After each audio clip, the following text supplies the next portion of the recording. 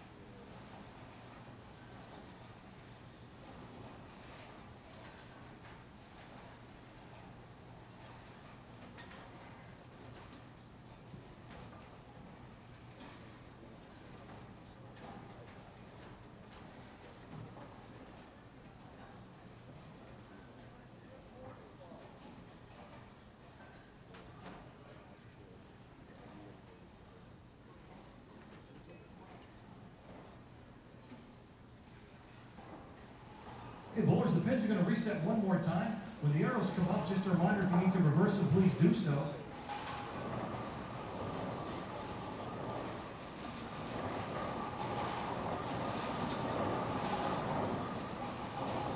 Okay, bowling fans, here we go. How about a great round of applause for the first round of match play in this year's USBC Queens. Good luck, competitors.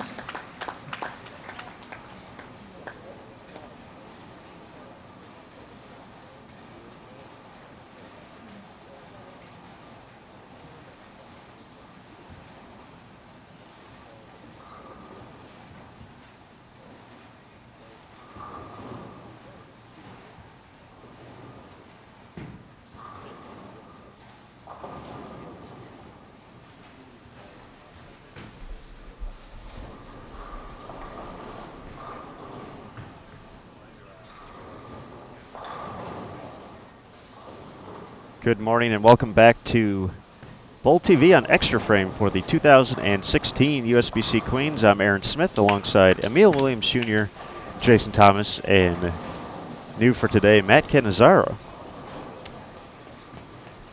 This is the opening round of match play. We have 64 players left in the field. So we will have two matches that we'll be flipping back and forth through. Maybe move a camera or two depending on how the day's going. Right now our first featured match includes our top overall seed, Birgit Popler from Germany. Rolled the second highest 15-game block in tournament history to take the number one seed. Went plus 601, so averaged more than 240 for her 15 games to qualifying.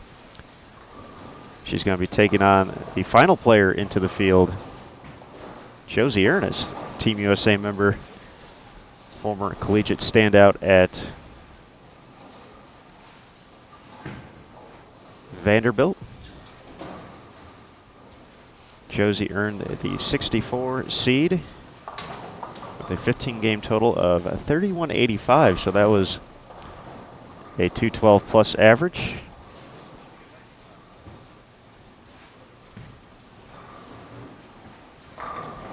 See Josie take care of the 4-pin. Our other match features the number 2 seed Daria Pajuk from Poland, who's taking on Sizwani Sahar from Malaysia.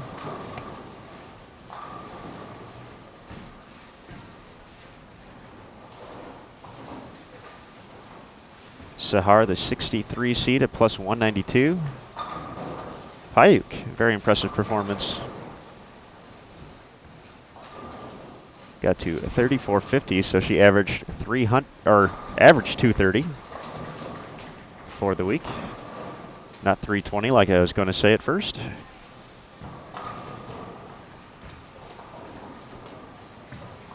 So these are 3-game matches with a total pinfall determining who advances to the next round. It is double elimination, so If you happen to lose a match, you are not out of the tournament. Just got to go a little bit further to make it to Thursday's live stepladder finals. Going to be broadcast on CBS Sports Network at 8 p.m. Eastern, 5 p.m. local time here in Las Vegas. So if you happen to be in the area, we certainly hope you'll come and join us. Here we get, starting off where she ended yesterday and the day before that and the day before that. Early double has had an excellent look on the fresh.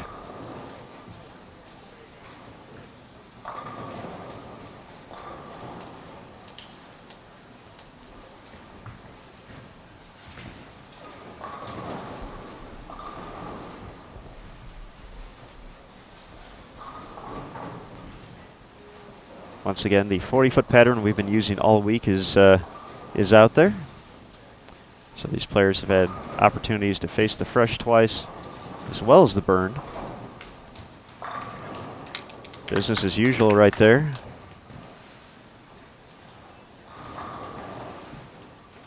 So should be pretty familiar, pretty comfortable with everything that they're seeing. Just Who's the old geezer down there talking to?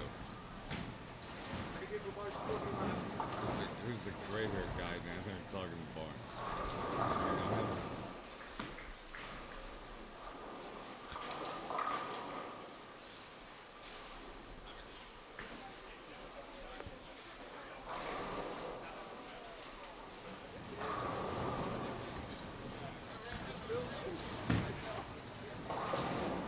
Ernest in the third.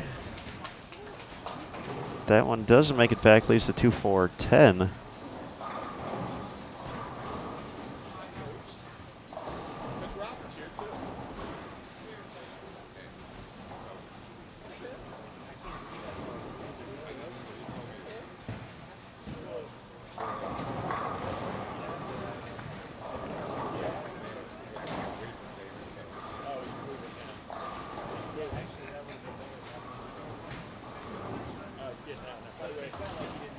Josie hiding the 8-pin behind there as well. Didn't catch that the first time, but doesn't lose any count.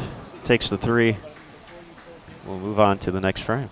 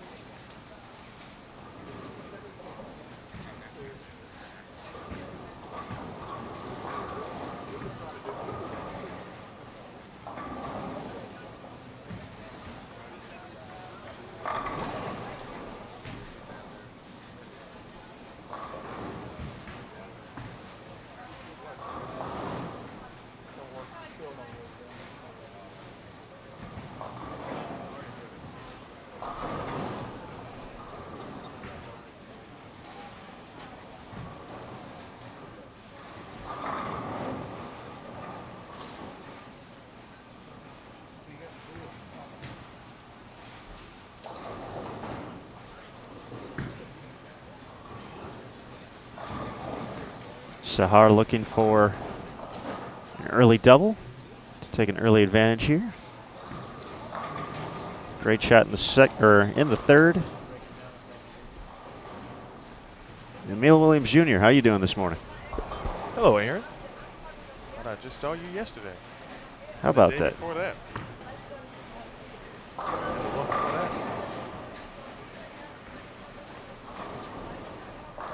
Had ourselves a good day and some good matches in front of us. The opening round here. Watch it unfold.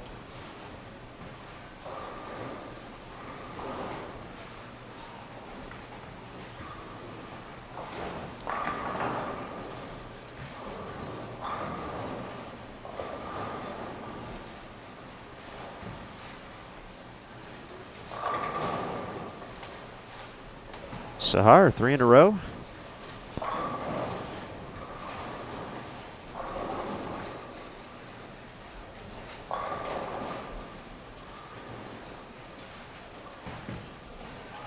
So certainly not intimidated by just sneaking into the top 64. Of course, pinfall drops, so almost like a brand new tournament, but could definitely imagine there being a little intimidation going against someone who's been bowling so well all week, but anything can happen. I think so, no doubt about that, especially in the school formats. 3 games, and we got a taste of that a little bit last week with Senior Queens. Just how, of course, and anyone familiar with the 3-game match format that knows that no matter what happens, all the way to the 10th frame of the 3rd game is when a match can be decided. Whether someone has been up by 50 or 100 pins in particular match, it's really never over. And that's something that Burgett talked about in our recap yesterday, just the understanding of whether you're 30th, 60th, or 1st. Today marks a new day in the tournament. So try to stay patient and see what happens. Well, she's certainly thrown the ball like she's been first all week so far, and already locked in to the 1-3, and her first miss comes in the 5th.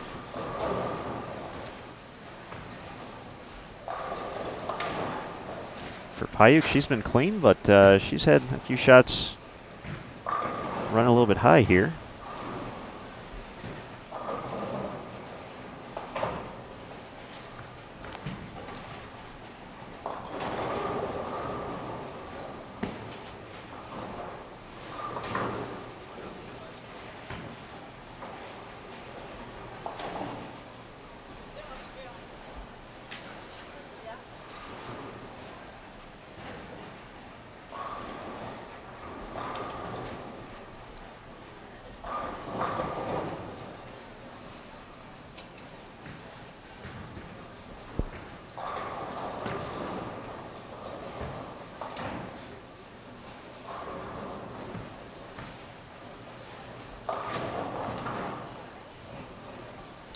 Like a good shot off the hand of Ha Young, but 3-6-10 is the result. See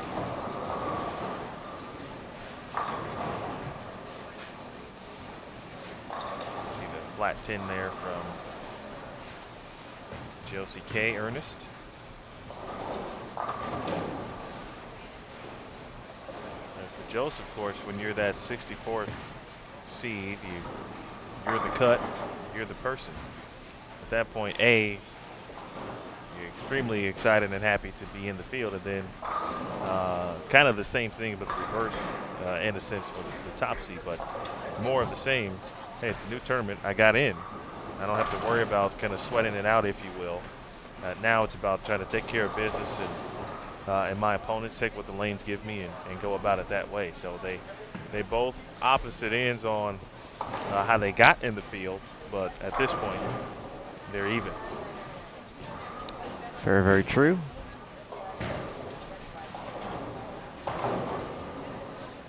No change in lanes now, and so players definitely have the opportunity to get comfortable and throw some strikes. And do you feel some concern if you don't throw a few strikes to start, though, in this situation? If you're Josie, you see Burgett has had command of this pattern all across the house, and now she gets to stay on the same pair for 3 games. And for Josie, just not finding the kind of ball reaction she's hoping for at the moment. It's another 10-pin stance.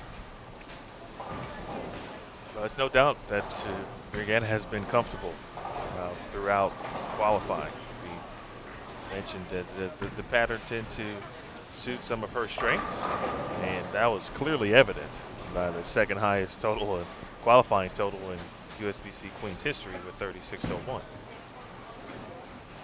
Watched her in practice a little bit, and it was almost instant, of course, and how the strike started to fall. But again, that was practice. So you were talking about practice? Talking about practice, not the game. Practice. All right, Sahar, her first miss since the first frame, leaves the 6-10.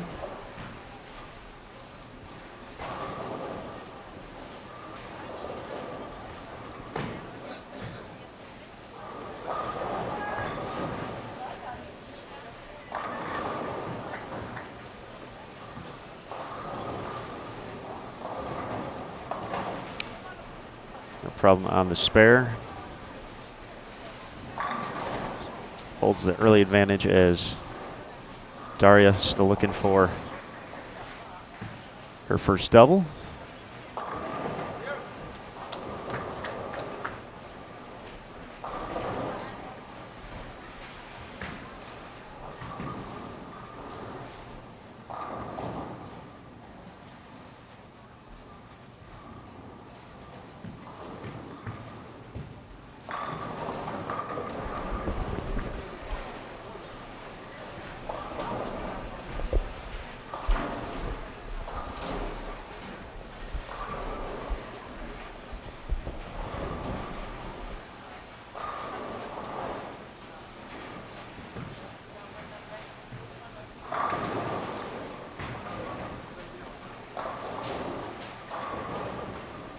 Your get tripped at 4 last shot.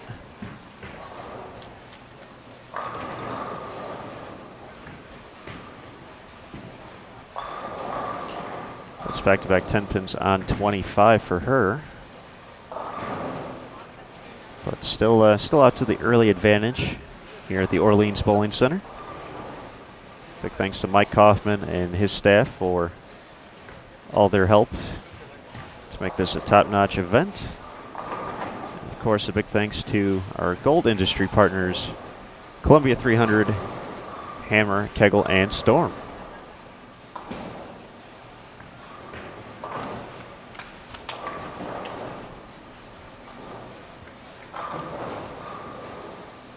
Daria struck in frame 6, looking for a double in the 7th.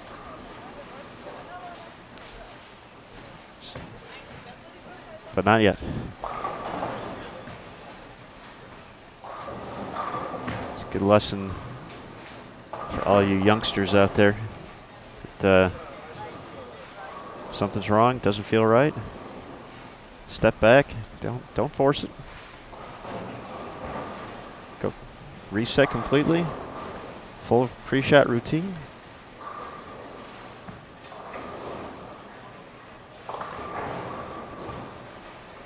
And then you do the thing. Yeah, you don't want to throw in anyway shots. Yeah, certainly, even though 3 games seems like a long time, if quality of talent in this field, you can't afford to give away a frame or a shot because something just, in the back, oh, holy cow. How about that? If you weren't awake already. Throwing messengers early. That was impressive. Yowza. That's why it pays to reset. Absolutely. Throw bombs. No anyway shots. You probably heard me say that before.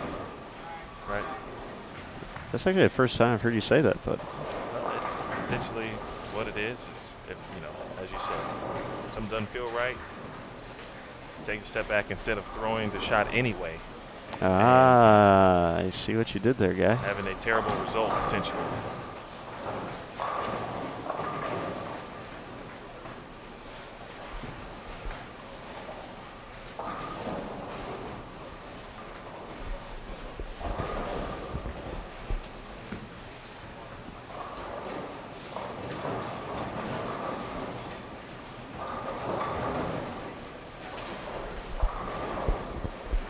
Of course, right now, Joe's just struggling a little bit, trying to find the proper ball reaction.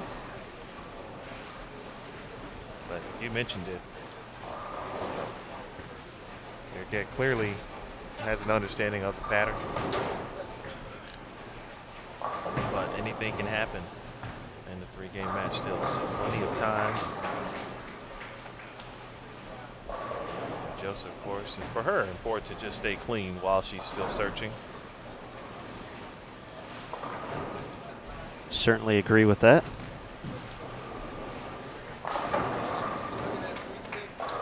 Saw that at the Senior Queens. Robin Flynn just kind of hanging around in her 3-game matches, waiting for the pattern to kind of come to her. And boy. And then showed up in the form of a 279. Then it was to the races. Here's Shezwani in the 8th frame, still clean. That's pretty good.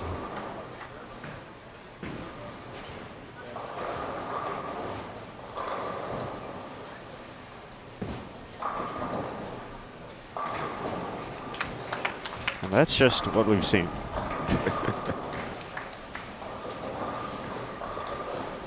You're getting full command here in the early going.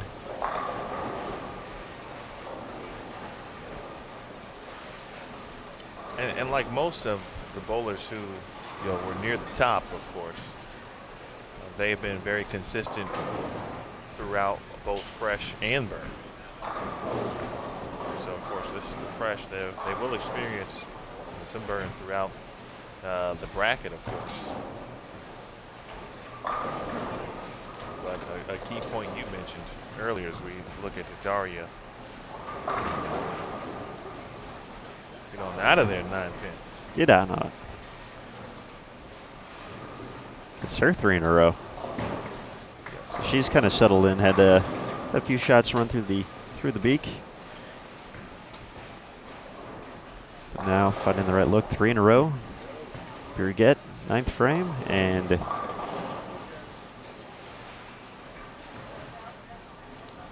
first sign of trouble, but I wouldn't be overly concerned. I think maybe just got that one left.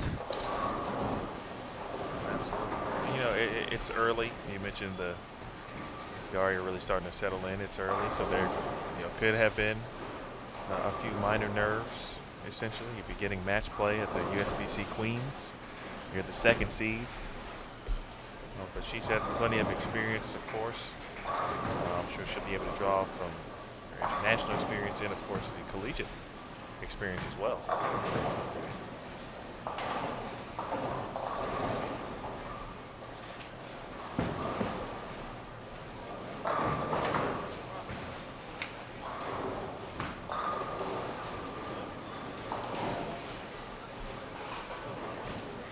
All right, that open will drop Birgit's max to 223. So Josie working with Rob Gottschall, trying to get some thoughts about what's happening out here, and she can put together a little 4-bagger here and get to 2-0. And yeah, I'm expecting certainly a good shot from Jo, so she will provide that. I think 10 back here. She saw what just took place. Had a little combo with Rob.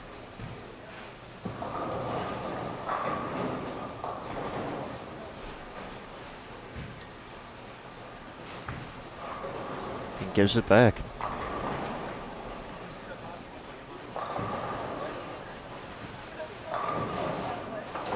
Wow, that was quite a hit to have a 7-pin still standing up there for Sahar in the 9th.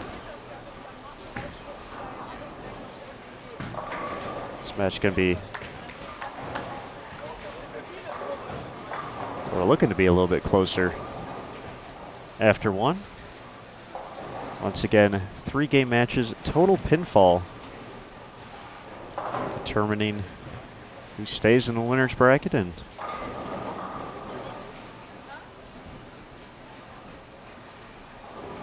who's heading to the elimination bracket. And with a field of 64, elimination bracket, not the place you want to start off at, but for 32 players, they're not going to have much of a choice. So those are the rules. Those are the rules. The gift and the curse of double elimination. Much better shot. Good shot, Josie. Back on it. Looked good off her hand.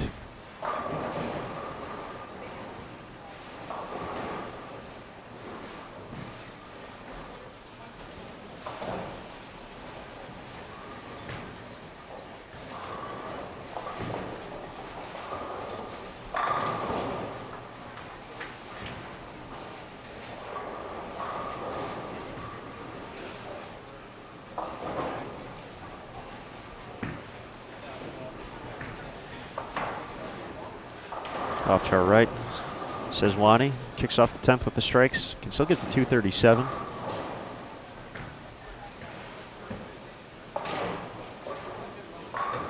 Payunk can get to 246 still.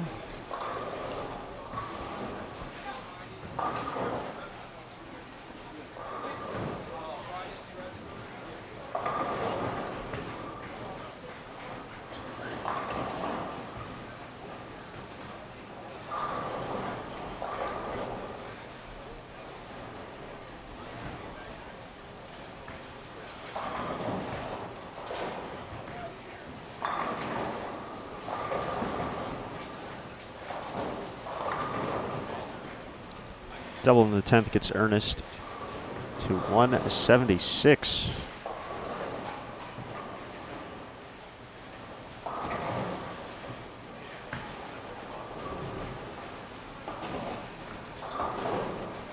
It's a big double, of course, for Jost, and then Sussy made a little move left. It seemed to. There are some better reactions. We'll see how this progresses for her, and then similarly, an important shot for Burgett here.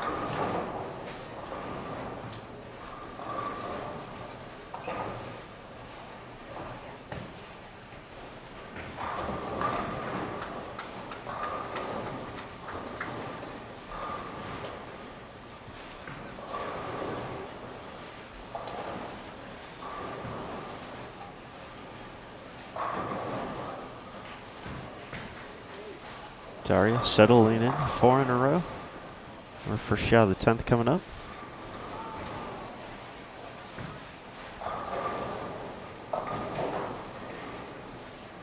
And 4-6.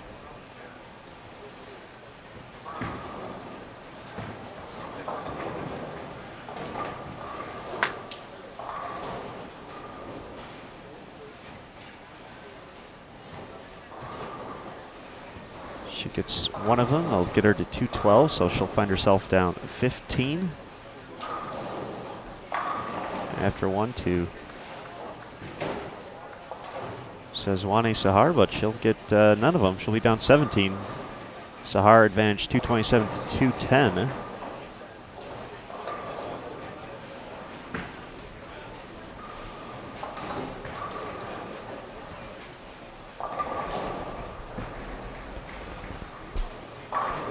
.213 for Birgit. She'll hold a 27 pin advantage over Josie Ernest. Some other matches around us. Missy Parkin 247 against Carolyn Doran Ballard's 206.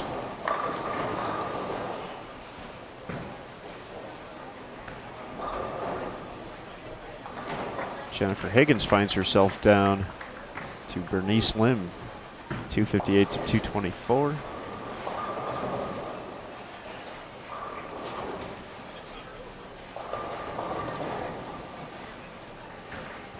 Jenny Wegner from Sweden. She has a fill ball to go. She'll be at 217 with the lead over Brandy Branca, who's at 195. Shayna Ung, 195. Sandra Anderson, 181, so 14 pin advantage for Shayna. Of course, if you want to follow your favorite players, be sure to check out the bracket and live scoring. Both can be found in a few places. We have pwba.com/live, as well as bowl.com/Queens. Click on the 2016 results on the Queens page or on bowl.com. That'll get you there.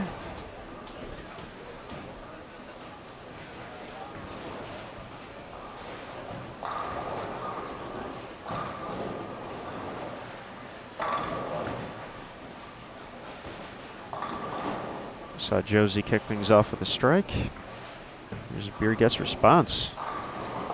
Looked like a ball change. And doesn't get back to the head pin. 2-4-10.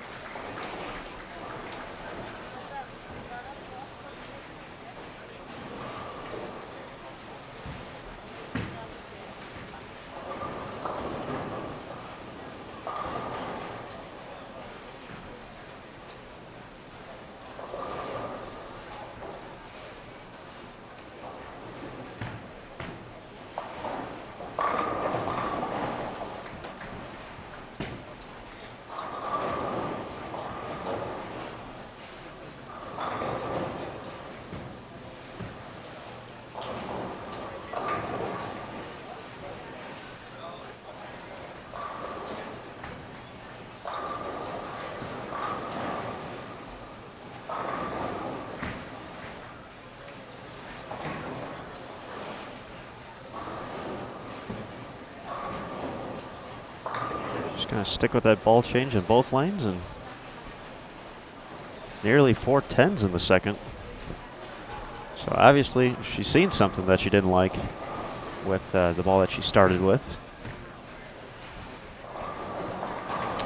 Yeah, we could have the opposite here. She doesn't get lined up pretty quickly.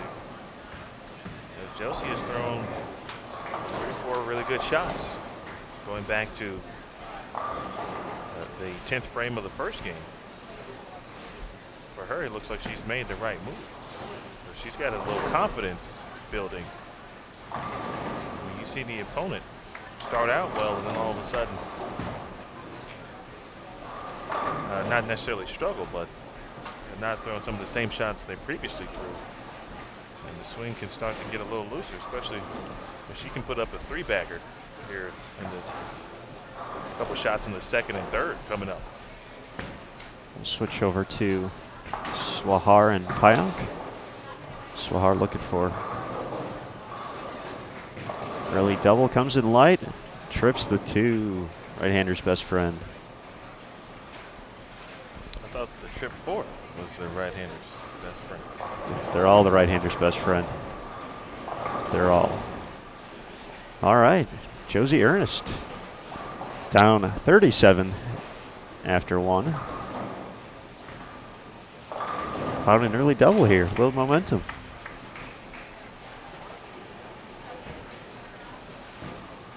I suppose in this 3-game format, if you wanted to have a moment of struggling with ball reaction, it would be in game 1. You certainly don't want to find yourself in a tight match in middle of game 3 and just have it disappear.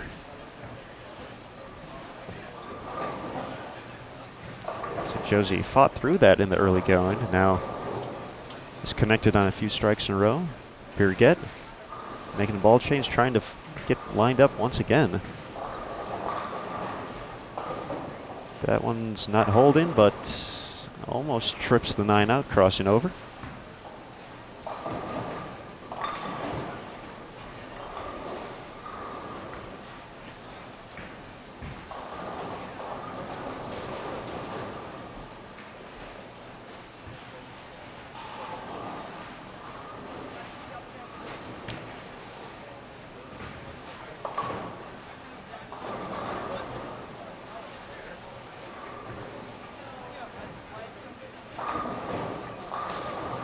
Another reset from Daria over on 27 and 28.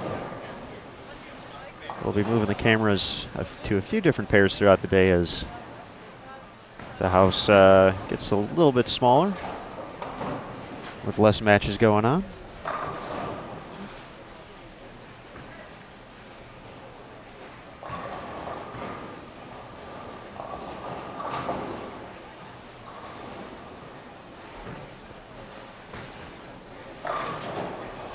Another good reset.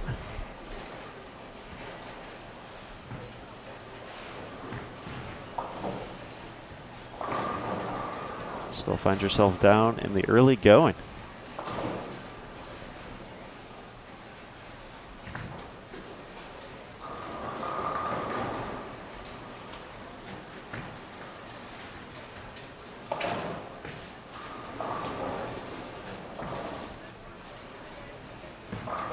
That's another ball change. I think she went back to the original ball that she started with. Can't confirm that, but it looked very similar. But I think you were right initially, Aaron, that I think she did see something towards the end of that game that maybe she didn't like. She started to run high on a few shots at the end of the first game. And said, well, hey, you know, let's give it a try. If you're going to try a ball change, you can do it early in a game. And certainly, unless, of course, the moment calls for it, you do it at the end of the game. But she didn't like what she saw clearly in the first 2 frames, and she made the switch back. So let's see if she can put up a double here with that particular ball. See if it's the same, perhaps a 2-ball situation here. Same ball. Back to business.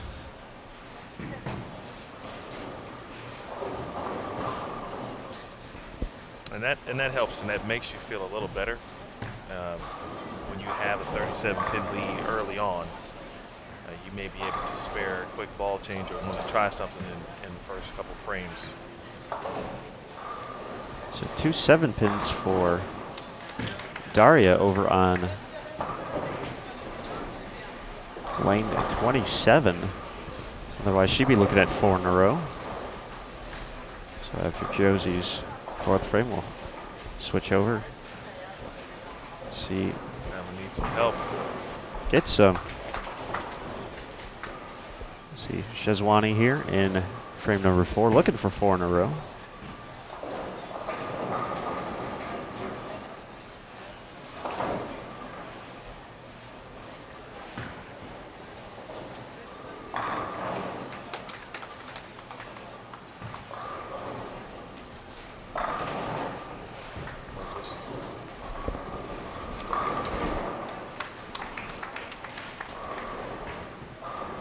Wonderful shot there from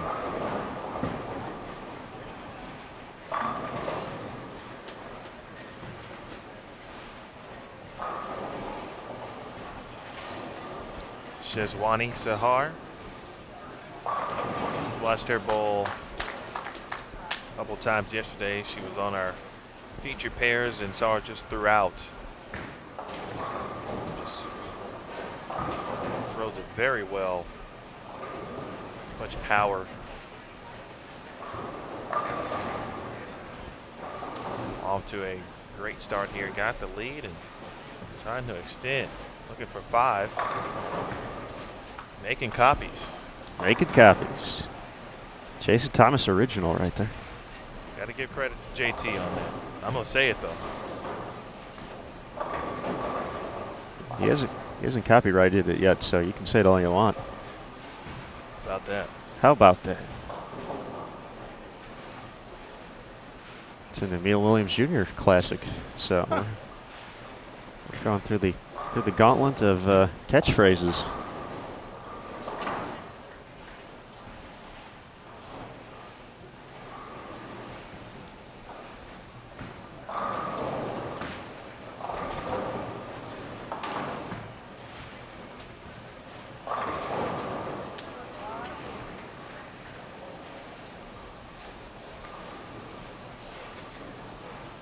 Four pin in the 5th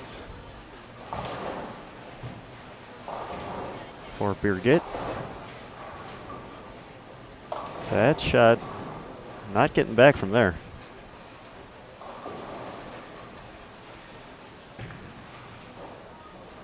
So Daria might be in a little bit of trouble here.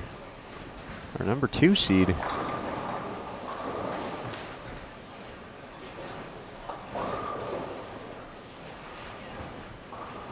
Against Shezwani Sahar.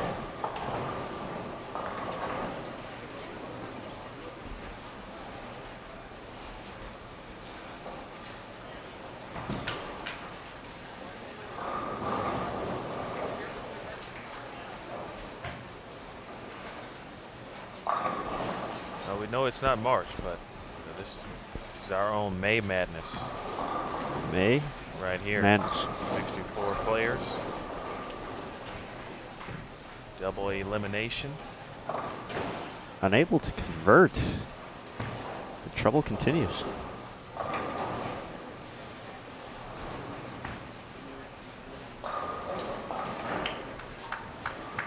Sahar on cruise control, and Payang's gonna have to reset here.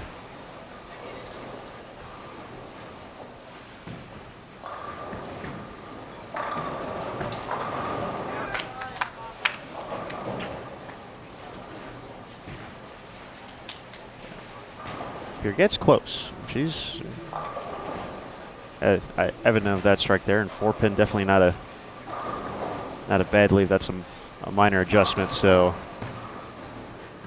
Josie's going to have to keep the foot on the gas here. Messenger unable to get the 10-pin out.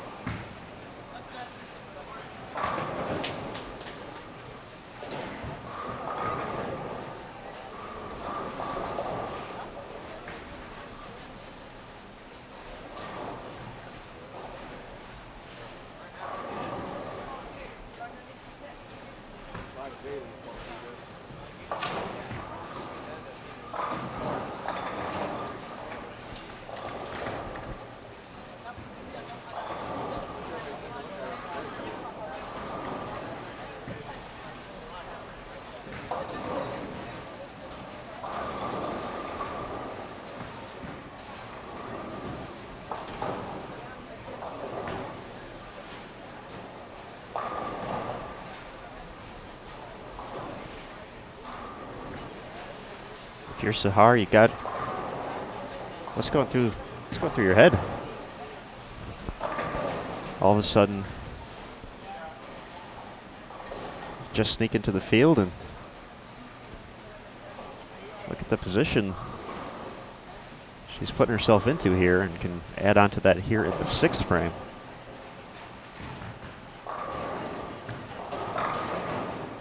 That's top-notch ball reaction right there. The last 4 shots have just crushed the 8-9. But the only thing she should be thinking about is whatever it is she's thinking about to make shots look like that. That's really the only thing that she can control. You know, that's bowling in general, of course, that mental play where it's so easy to see your opponent not strike, and then for you to kind of relax just a hair. And the minute you do that, it's the minute when you get a little lazy with a shot. It's not the best shot you can make because you feel comfortable, and you should never feel comfortable in match play. Pedal to the metal 100% all the time. Yeah, definitely. In qualifying, if you're in good position, there's opportunities to fish around, try different things, but yeah, certainly every pin important here. Her first miss comes in the 7th with the 10.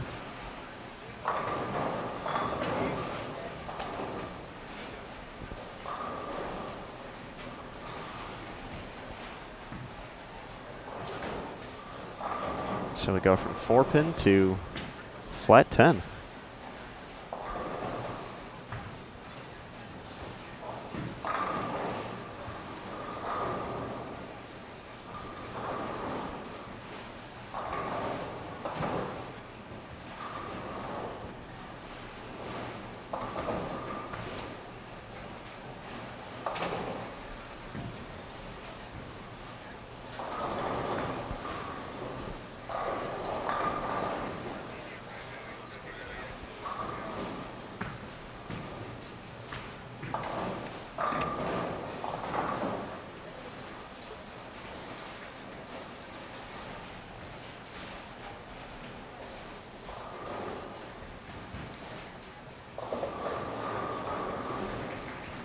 So Josie with a strike in the 8th frame can make it a 10-pin match, or less than 10-pin match.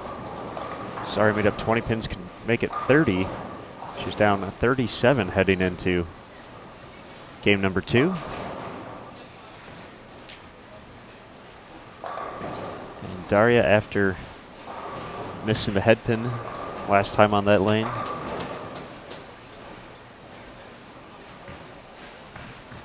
possibly the over adjustment, and loses some count, as well as has split to shoot at. She might have made a ball change on that particular shot as well.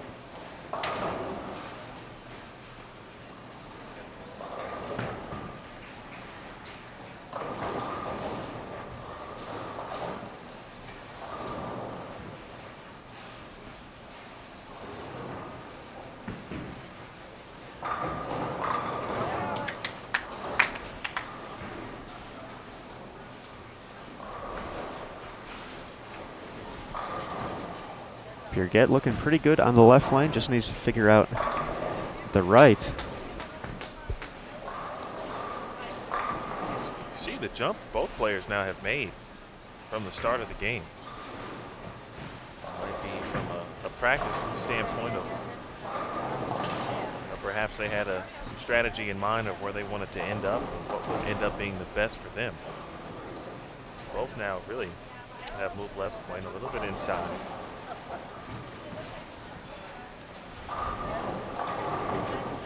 except for the shots I noticed on the right lane from Chelsea. So she may have them slightly different.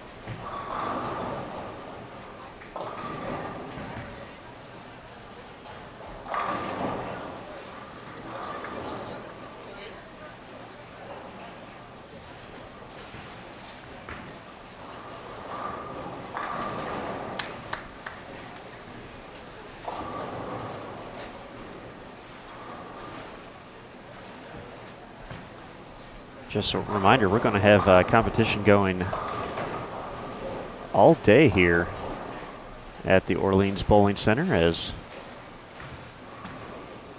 we're going to have a much clearer picture of who's going to be in contention here.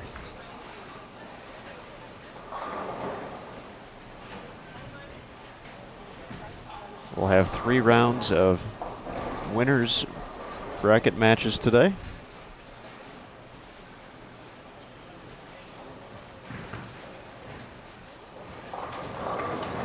We'll have a few more in the elimination bracket, so unfortunately for some folks, their tournament's going to end today.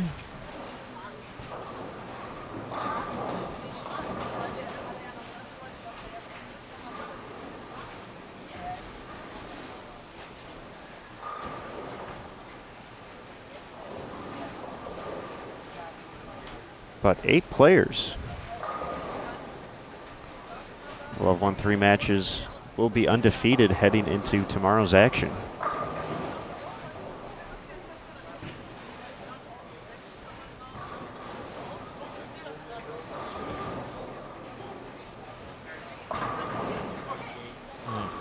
That could be trouble.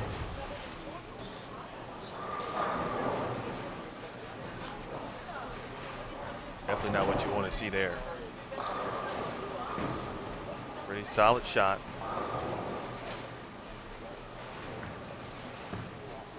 Four 9 at this point. And back-to-back splits from Sahar.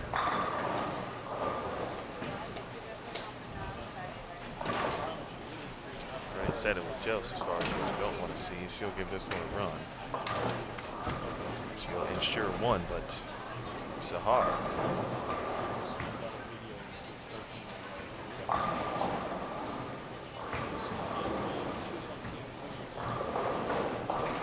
We know bowling's a little tricky. Hard to tell if there was something different about those particular shots.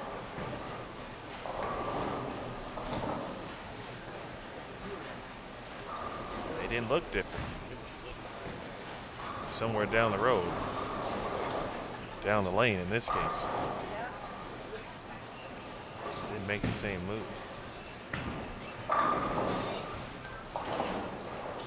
So now Birgit can regain some of that advantage if she can figure out this tricky right lane. Getting to the pocket hasn't been a problem, but getting all 10 to fall has. Until then.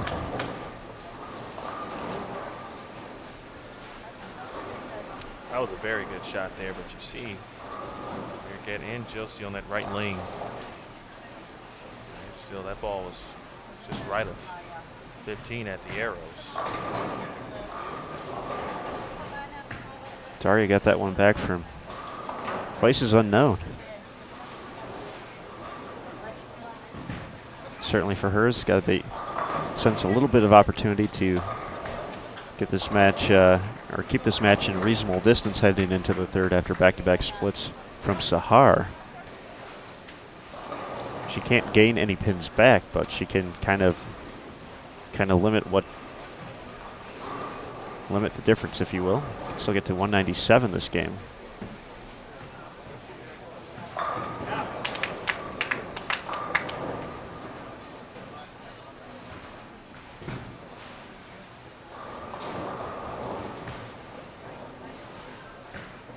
Viewers getting a really good opportunity to get a look at Birgit.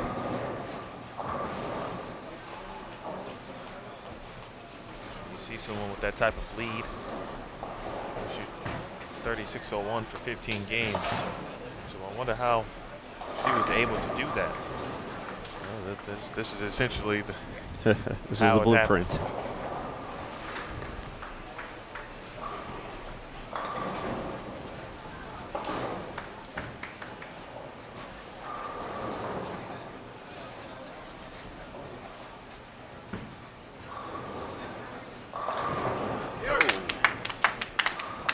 It's good. It's real good. That's a big trip there.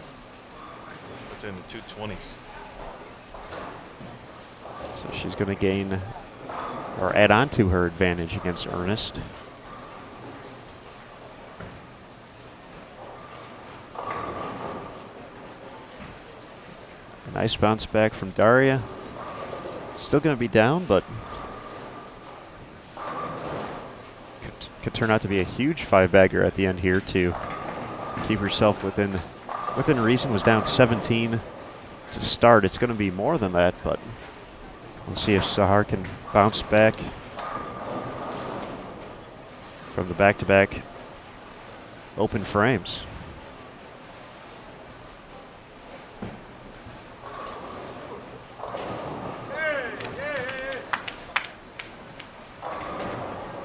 All right. She'll take that. All right, all right. Now she's tripping twos as well. And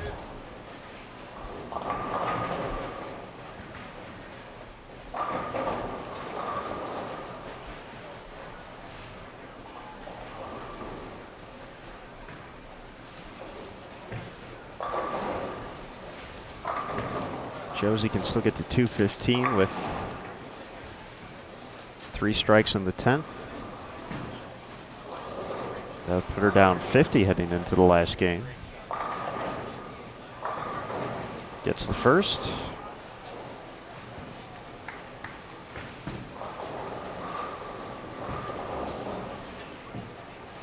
.197 in the books for Bayonk. So she'll be at 407.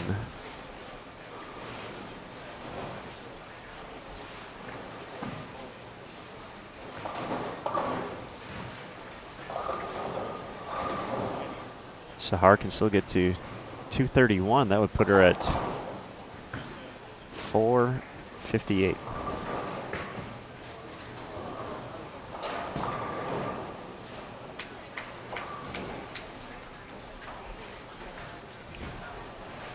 Jose will give some more pins back, but she's still in a good position. Some of our other matches already starting game 3. Missy Parkin up 468 to 423 over Carolyn Dorn Ballard. Bernice Lim up 481 to 469 against Jen Higgins.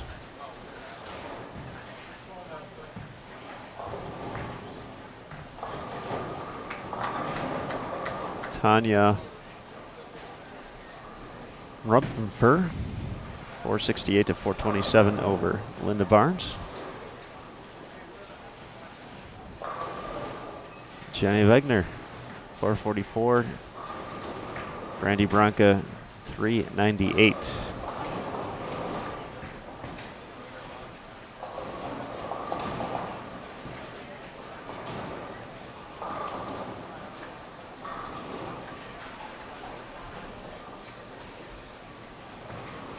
Final shot game 2 on 27-28. 230 for 457. So we have a pair of 50-pin matches here.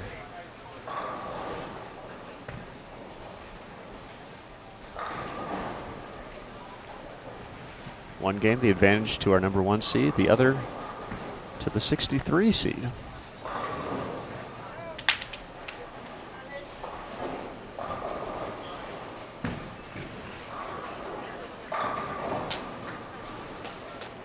Birgit starting to get the hits now.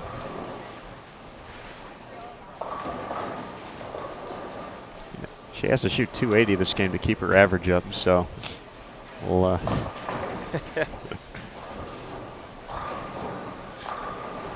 I wouldn't be surprised though. I was going to say, don't be shocked. I would not be surprised if that was the case. Josie Ernest not necessarily wanting to see that right now, but we'll see what she can conjure up here in the final game. Made it to the step ladders of the 2012 USBC Queens. Ended up placing a 5th overall. Carolyn Dorn Ballard fell to Deandra Asbeatty in the finals of that one for Asbeatty's first major title.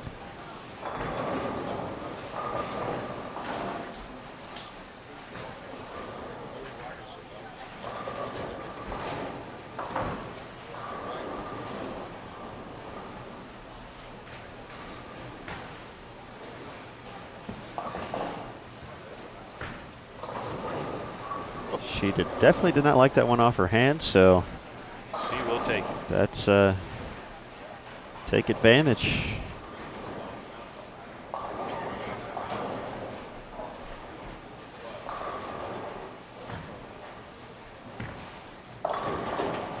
I believe she set that one, caught her leg perhaps. Still was able to get it back. She said something to someone up here in the stands watching. It's that Vandalia strong right there. Josie from Vandalia, Illinois. That one came back from Vandalia. Ha.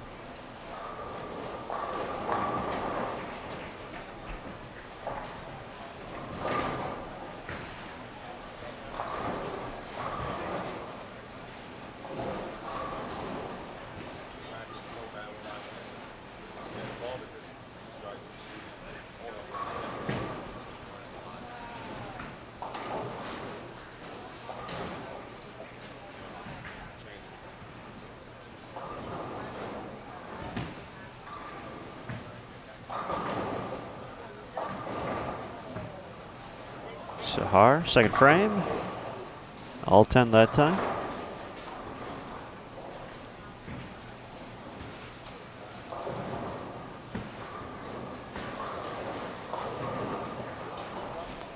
And 8-10 sneaking in there.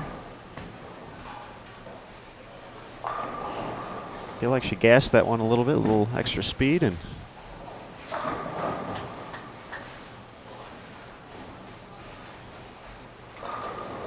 now looking at an open in the third.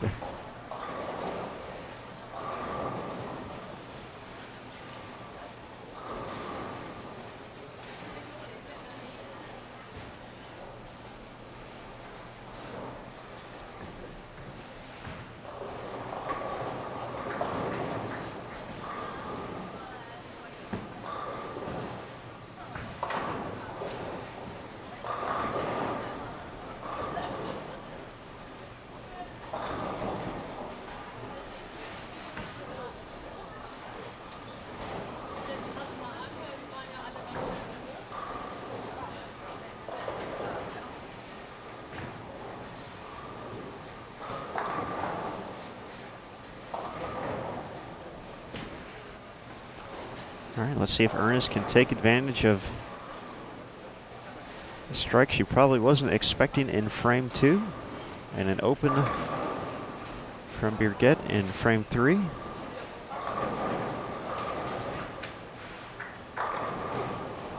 Pretty good shot there, Mr. Williams. Pretty good indeed.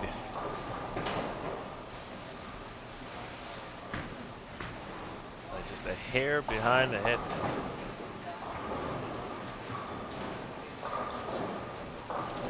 Wraps around the tin.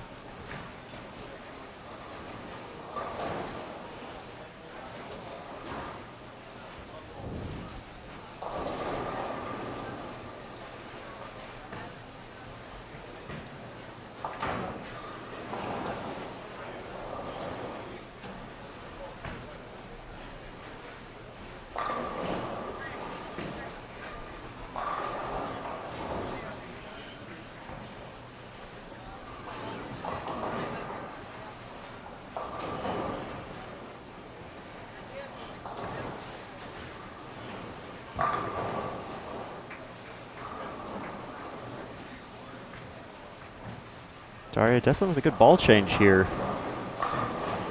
Made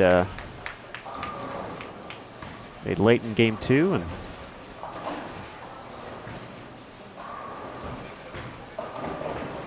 can it strike enough to make up 50 pins?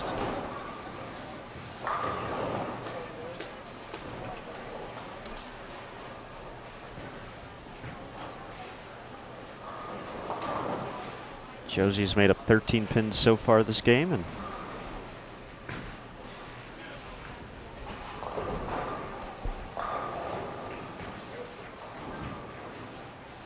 definitely has the potential of a big game here. A few more strikes might tighten up that arm swing a little bit for Birgit. Once again, still holds the advantage. Final game, the opening round of match play here at the 2016 USBC Queens.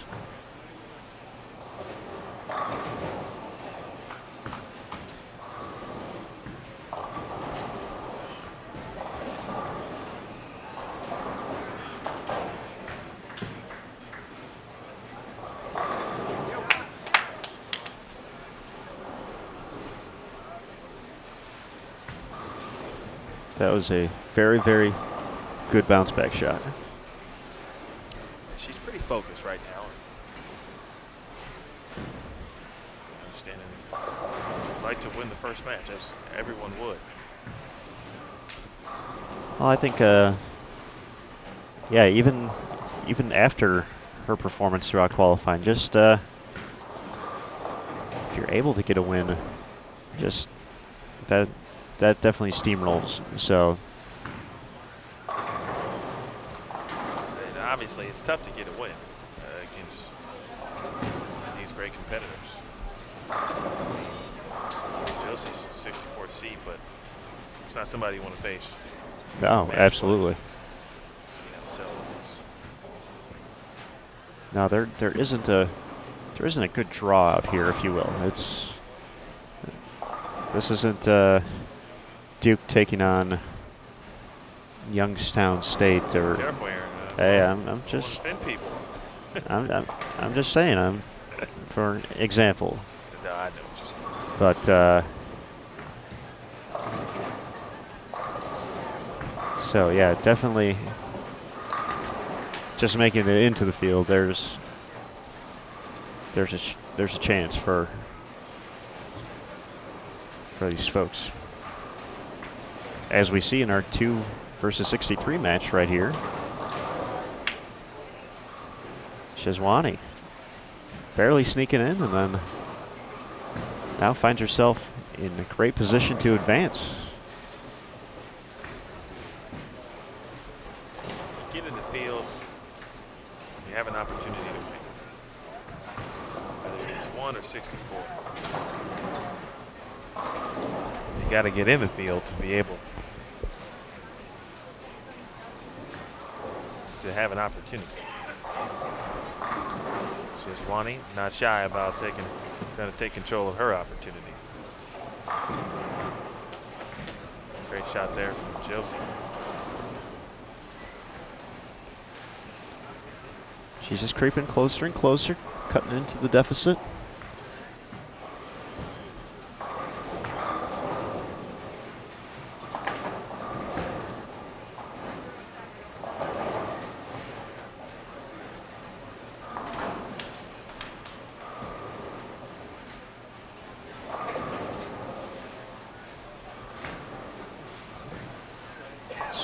Currently cut it to let's cut the difference to 17.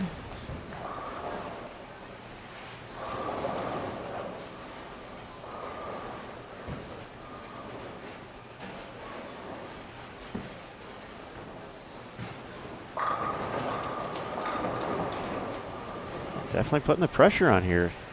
Once again, you never know. All of a sudden, 220 seems a little bit further away for Birgit if Josie keeps striking as a shot 279.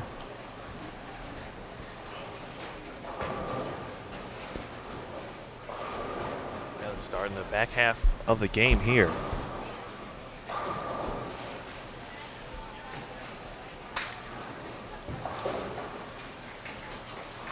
Pionk unable to find a double yet in game 3. Ooh. Messenger in front of the 10. Shezwani in pretty good shape here with a few frames left. At this point, just kind of has to just not start thinking about the finish line. That's what we're back here doing. But she's got to just kind of fill frames here. Doesn't need to try anything crazy. Just stay within the game and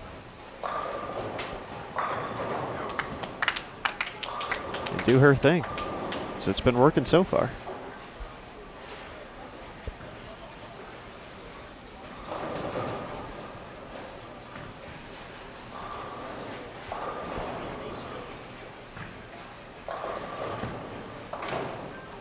Sahar cleans up the 10 pin in frame number 5.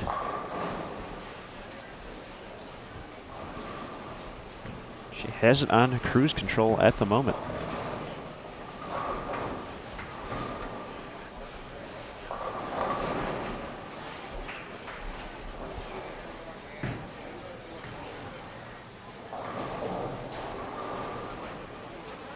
Birgit has not struck the last 2 times on lane 25.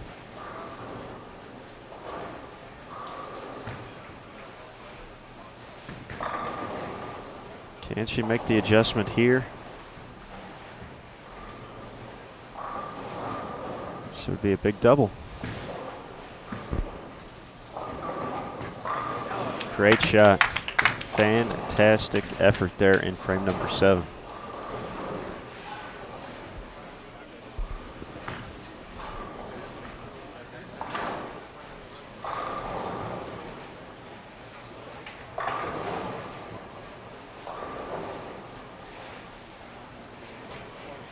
Sahar inching closer and closer to round 1 victory.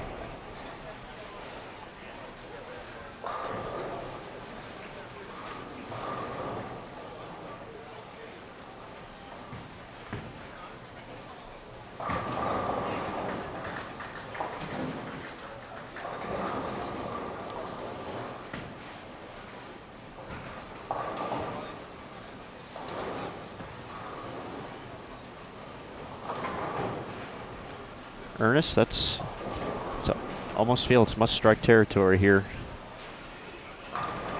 Just because I really don't think Birgit is going to fall under 200. No, you can't put the trust in the tournament leader to essentially give a frame or 2 away. You gotta bring all you have. And if that happens, of course, then you've put yourself in position to be able to take advantage if that indeed is the case. That's all you can ask for. There's no other defense. It's got to be strictly offense here. That's a good one. Some impressive shots down the stretch here.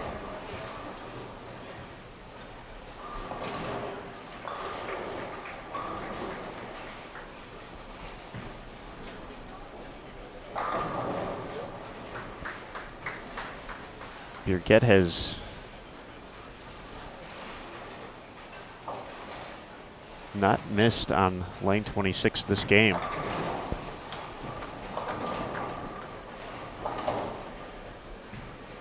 Once again entered with a 50-pin lead. Josie Ernest has already cut into that, but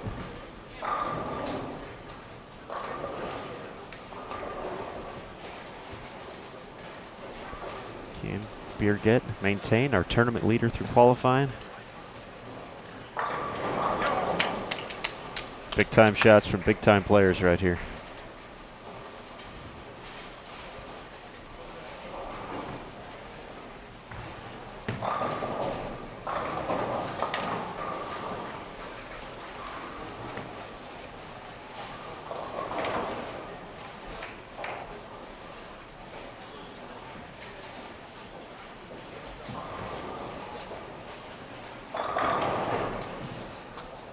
Payan can still get to 260 this game, but down 50.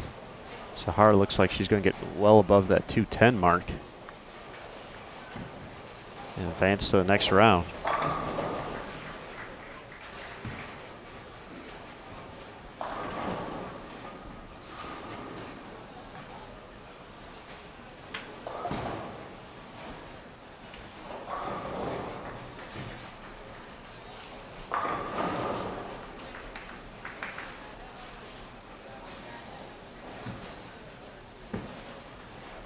Just gotta hurry.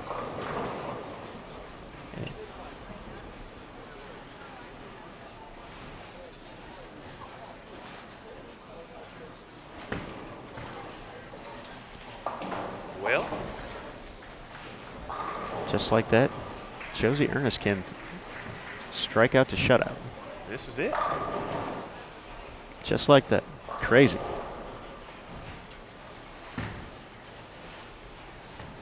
Josie struggled through that first game, just kind of filled some frames, trying to find a ball reaction, and Birgit looked to have what she's had all week to start, and now she's, for the first time, is giving someone else the opportunity to kind of do something here. So Josie Ernest, This is no gimme spare either. absolutely. 2-8 on a tough condition.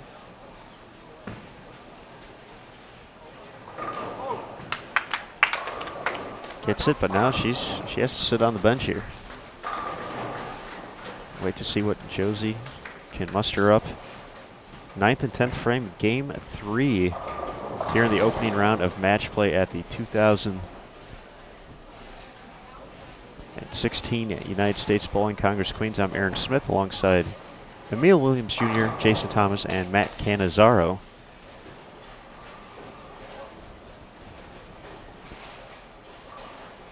And here it is, plain and simple. Josie Ernest striking in the 9th, or the first 2 in the 10th.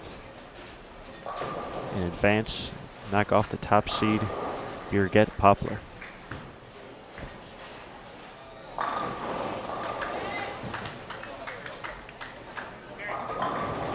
Ooh. Good shot, leaves the 10. Boy, our sport can be so cruel sometimes. You throw a good shot like that. That's the result. Still not over. If she's able to take care of the conversion and punch out, could still get to 258. So that would force Birgit to mark in the 10th.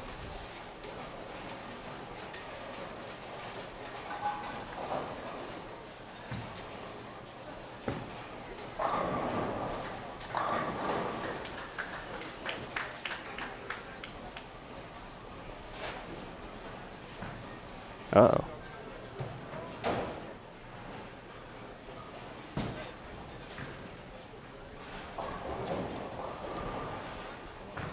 And now just a few pins will be enough.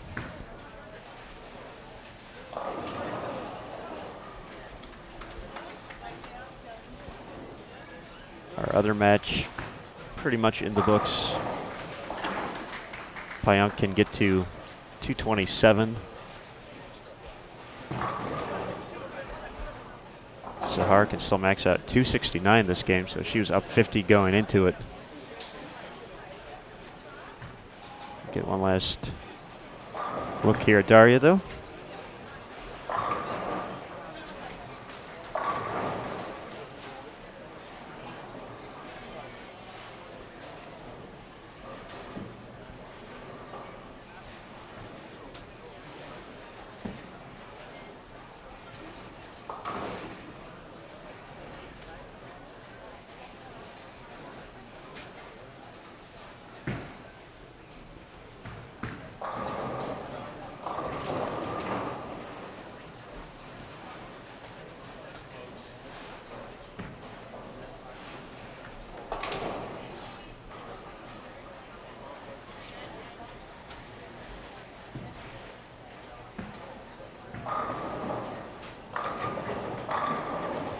So our number 1 qualifier Going to survive a scare in the opener.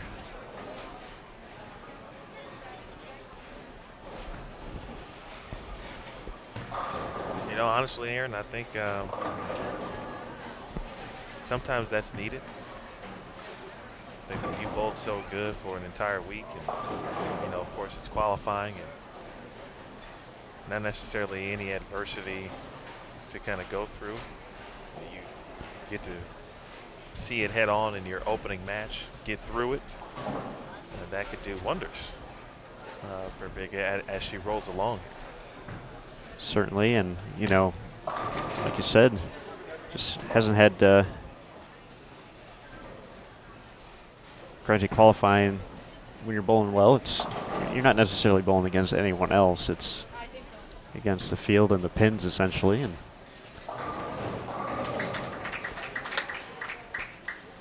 but yeah, definitely a wake-up call. I don't think she needed it, but definitely will grab the attention though. 240 or 641 to 626, the final tally on that match. We'll switch back over to 27-28 as they wrap up. Sahar is going to advance. Just a matter of final score. Missy Parkin 715, Carolyn Doran Ballard 616, one pair to our left.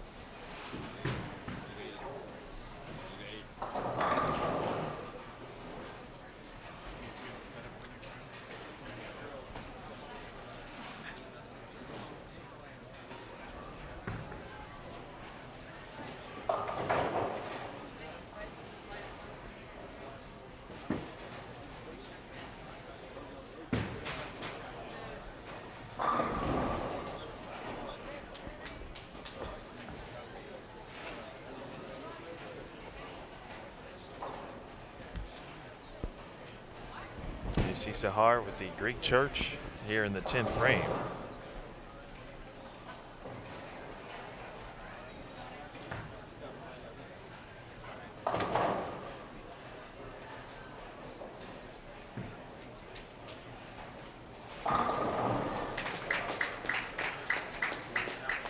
She'll finish with 678.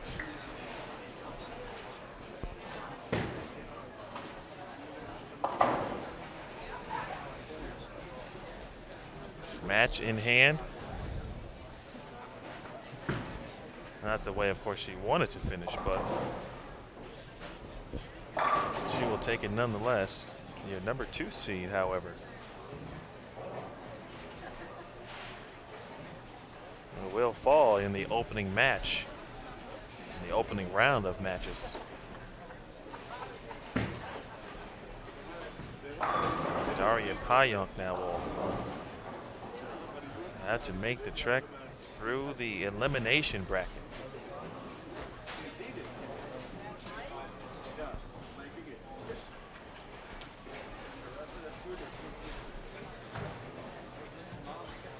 You see the talent from both competitors. We've been watching throughout. Shazwani.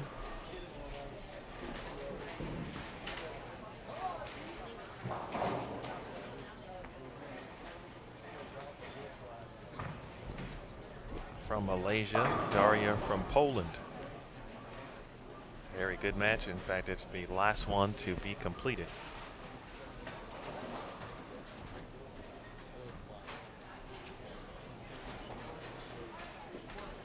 And so that'll do it for our opening round matches. Bowlers have made the switches or are making them as we speak to the next pair of lanes based on the bracket. We'll take a small break.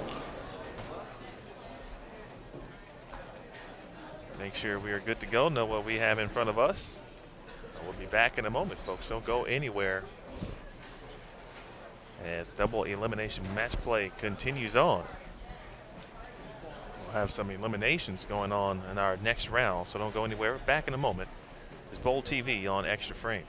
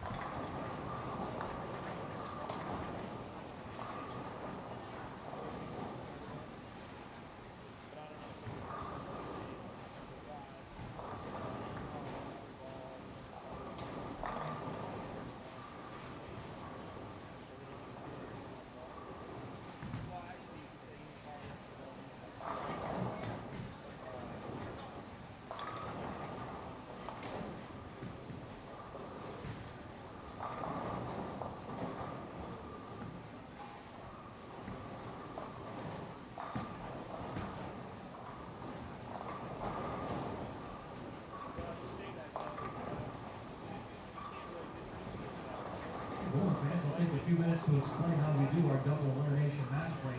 These are 3-game total pinfall matches. So total pins at the end of 3 games, winner will advance.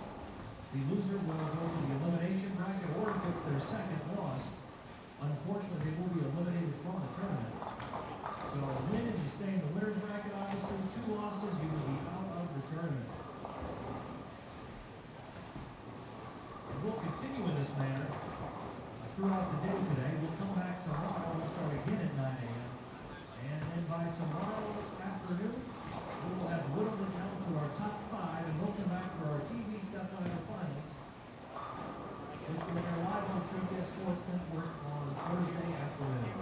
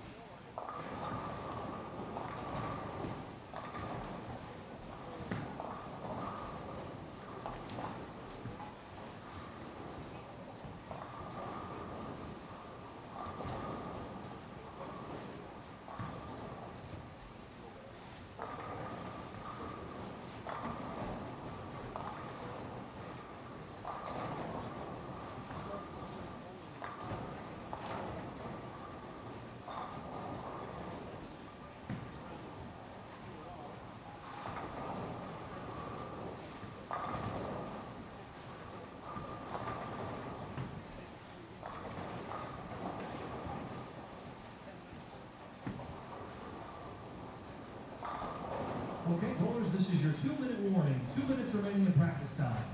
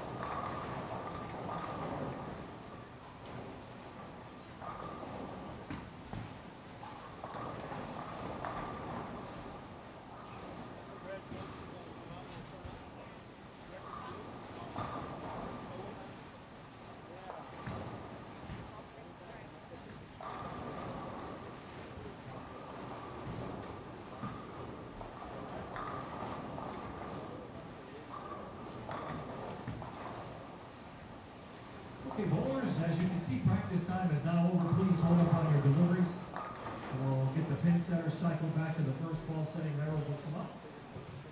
Just a reminder, bowling fans, flash photography and signing of autographs is prohibited during competition. Also, if you have a cell phone, please put that on the silent mode. In addition, we ask that you not enter the field of play, and the field of play is the tiled area that belongs to our competitors. If you stay on the concourse and stay out of the field of play, the athletes would greatly appreciate it. Also, athletes, just a reminder, whoever wins the match is responsible for bringing the recap sheet to the big board. Please make sure it's completely filled out, added up, and signed. Okay, bowlers, scoring arrows are up, pins are on the deck. Bowling fans, have a great send-off for another round of match play. Thank you and good luck.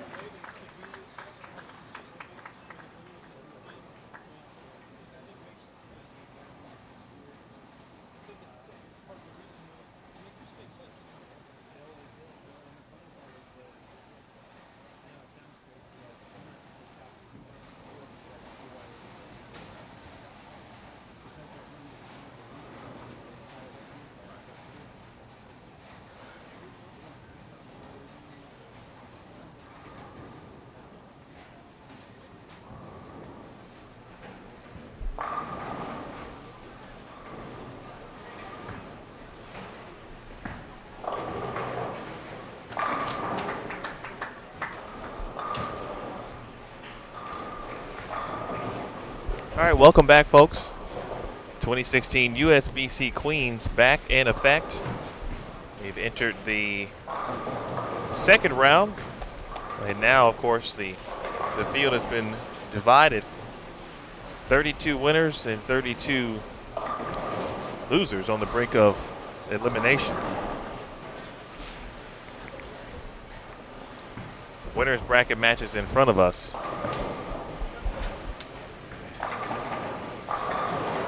Liz Johnson and Lucia Restrepo.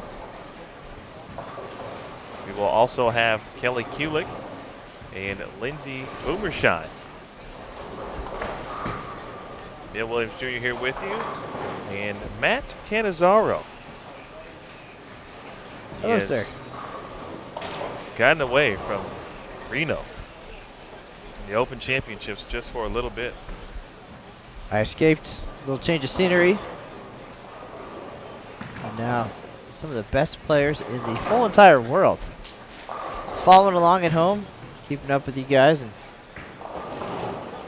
what a top 64 we have here. All 64 of them in action right now. From top to bottom, pretty much a who's who. Everybody has a pretty cool storyline. Looking forward to sharing those with the world over the next couple of days here as things unfold and we get down to the top 5, who we'll see live. Live on Thursday night, 5 p.m. local, 8 p.m. Eastern. 2016 USBC Queens televised show on CBS Sports Network. Quick look at 27 and 28. Boomershine and Kulik both begin with doubles. If you're just joining us, we've already had one match complete, one round. So there's been a match bowled on each pair of lanes. So not a fresh condition at this point.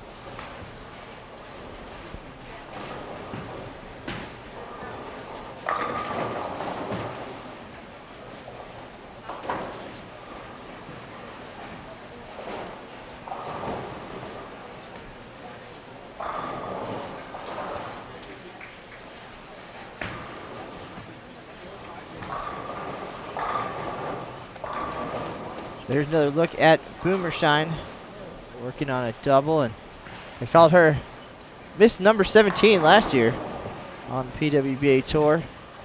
In its return, the formats, well, there was 32 cashers last year, only 16 advanced to match play. It seemed like more weeks than not, Lindsay was number 17 trying to get in there and taking home some checks, but didn't have the opportunity to bowl her way up to the title. And Obviously continuing strong here in 2016 in the round of 64, and now on to our second round. These are winners bracket matches you're watching right now. Again, Boomershine and Kulik, and our other pair, Liz Johnson, the Hall of Famer and defending champ here at the Queens, against Colombia's Rocio Restrepo.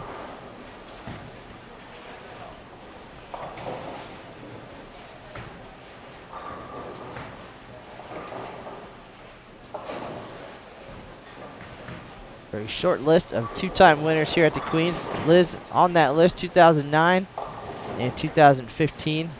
Last year on the way to PWBA Player of the Year honors. And an even shorter list of three-time winners, so trying to get on that list. Off to a good start. Opening round win.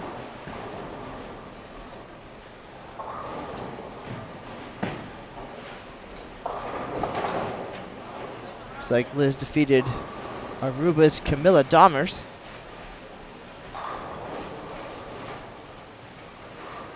Liz qualified number 8 in the bracket.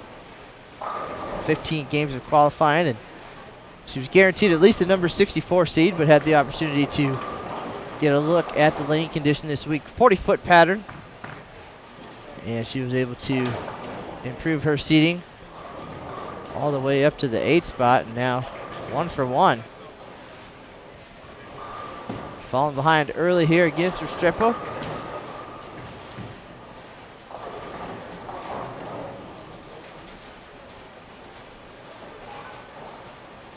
Another two-time winner here at the Queens, Kelly Kulik. Locked up through 3 with Boomershine. Kelly won in 2007 and 2010.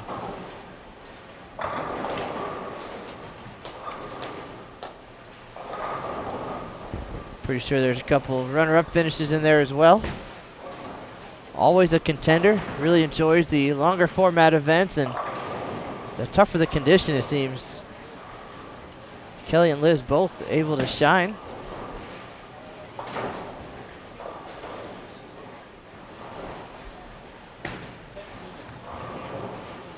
The two also have 5 U.S. Open wins between them. Maybe 6 by now. Hard to keep track with all these successful seasons. Liz won that event last year too. Fantastic 2015 season for her.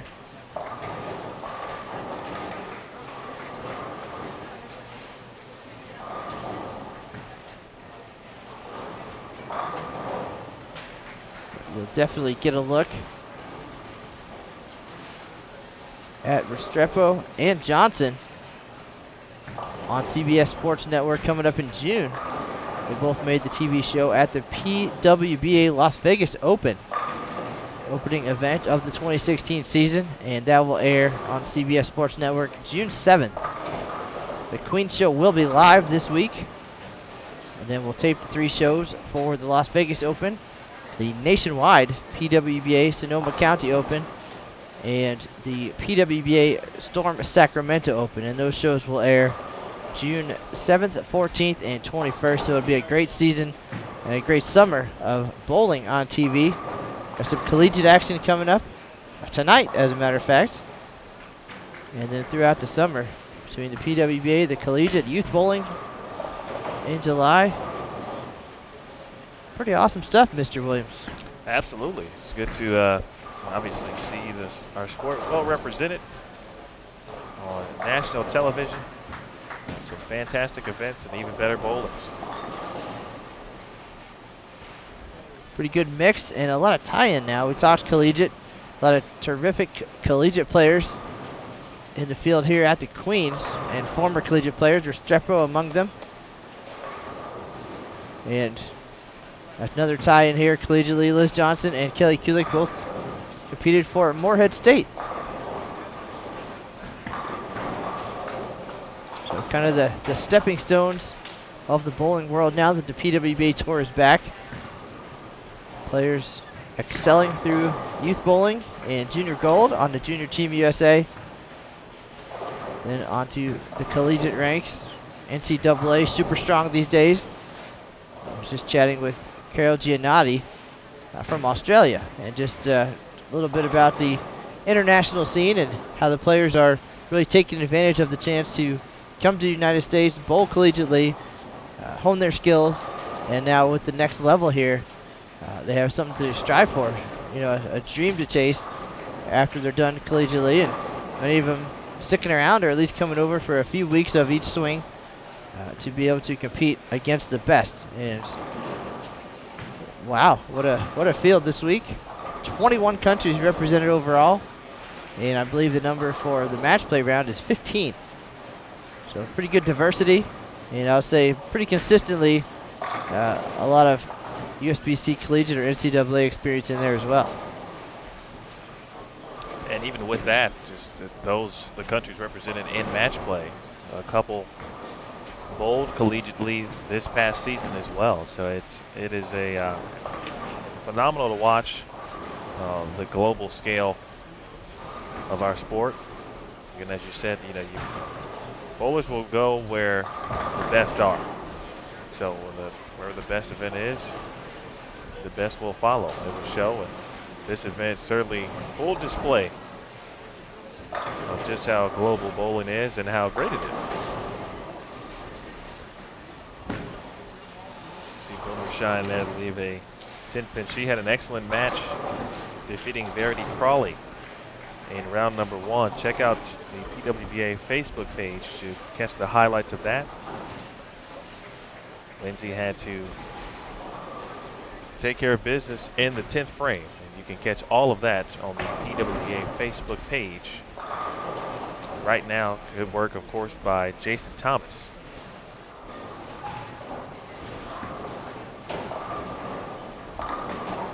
And the miscue there by Boomershine at this level. Got to be a frustrating mistake there. She already was falling behind against Kulik. And Kelly, the type of player who will pounce all over that opportunity. We saw that actually as she earned the number 1 seed at the nationwide PWBA Sonoma County Open. She took advantage of an open frame in the 10th by Diana Zavialova to earn the number 1 seed for that event, and was chasing down Diana pretty much the entire weekend and got her.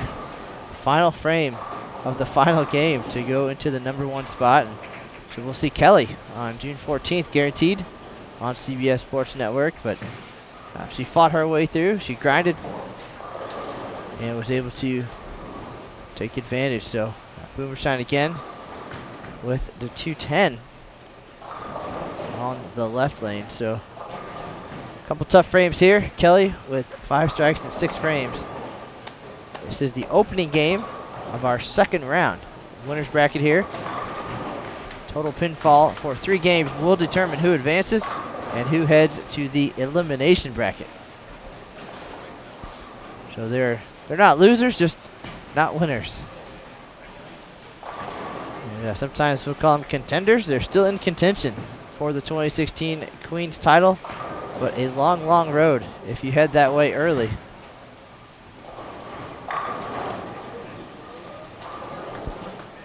So we're going to look at Kelly here again. 5 out of 6.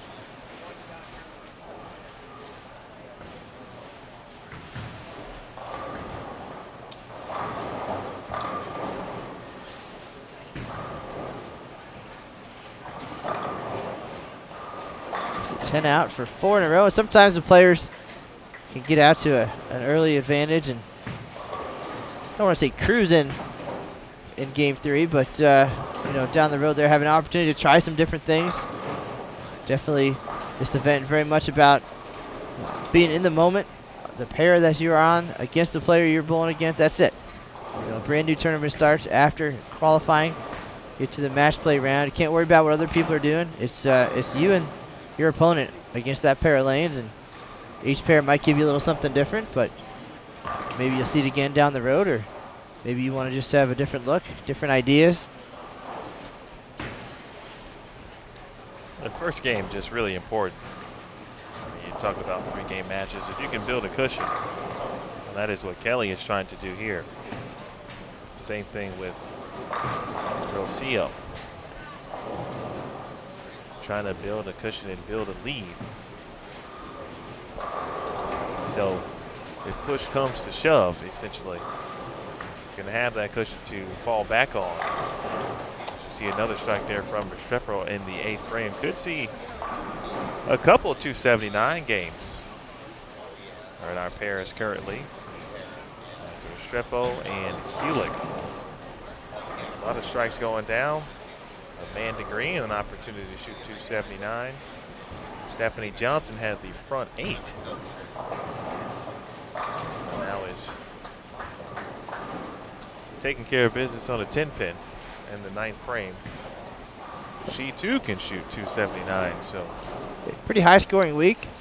Checking in from Reno, just looking at some of the scores. Obviously, Birgit from Germany, popular, with the second highest 15-game total.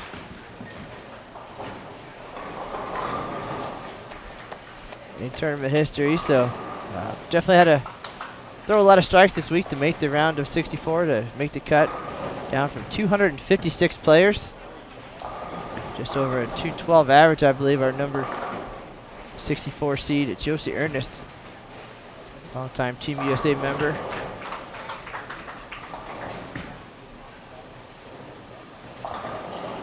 So generally, you want to fill frames, make your spares. But this week, strike's a little bit more important too. Shot there by Liz for the 3-bagger, just to keep it as close as possible here as we wind down game number 1. Turn things back to Kelly Kulik working on a 5-bagger and 7 out of 8.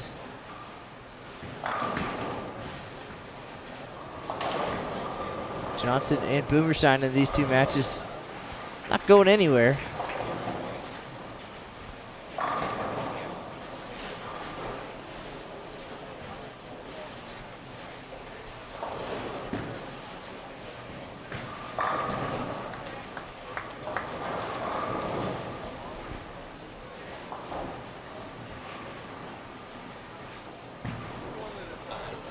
see off camera there, Liz, first shot in the 10th frame.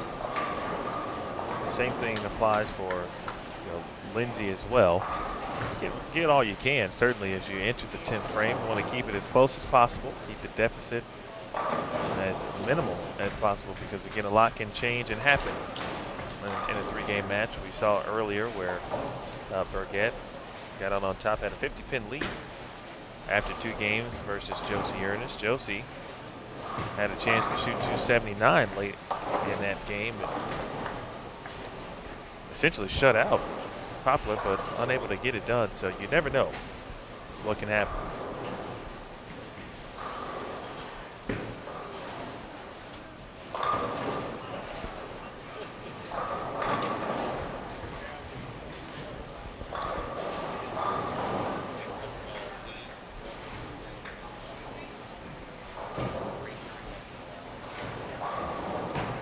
High scoring match, couple pairs over. Amanda Green and Kristen Kwa from Singapore. Almost made the TV show last year. Had a great run, finished 6th overall. The youngster was recruited at the World Youth Championships and headed off to Vanderbilt.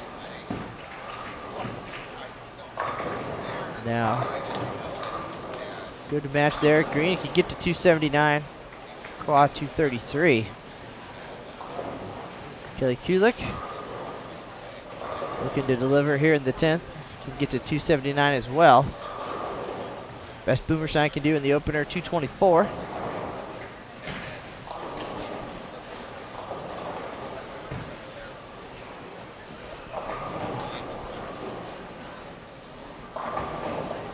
Take a look here at Rocio. Liz Johnson, 210 already in the books with the last 6. Rocio leaves the 10. Max score for her, 258. Could be a 48-pin advantage going into game 2. Kulik finishes off the 279. Wanted to try something as well. Threw a different ball on the field shot. Important, of course, to always be thinking ahead in certain cases. Gain as much knowledge as you can when the opportunity presents itself.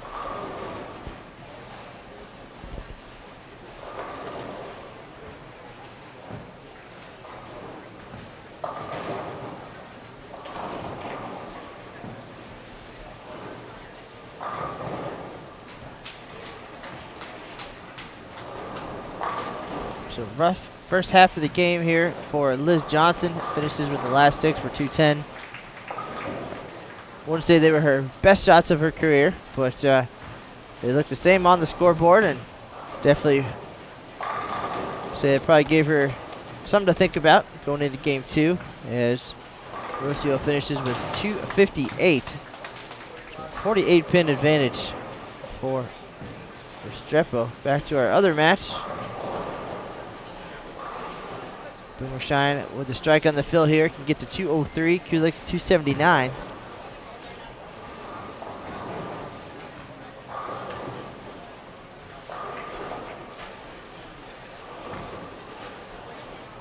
These players have spent a lot of time on these lanes in this 40-foot lane condition throughout the week. 15 games of qualifying over 3 days. They saw the fresh twice and the burn one time. I'm sure they did a lot of homework, took a lot of notes as they crossed the house here. And now match play, brand new event.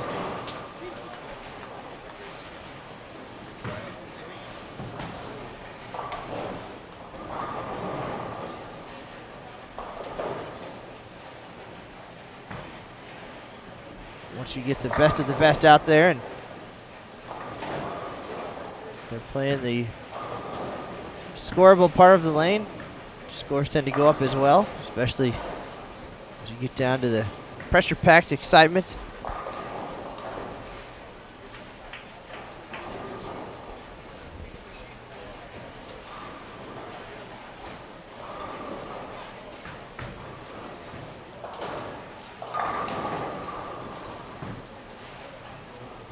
Rocio matches Johnson here. First frame of game 2. Kulik leading by 77. Not letting up. Another great shot there on lane 27.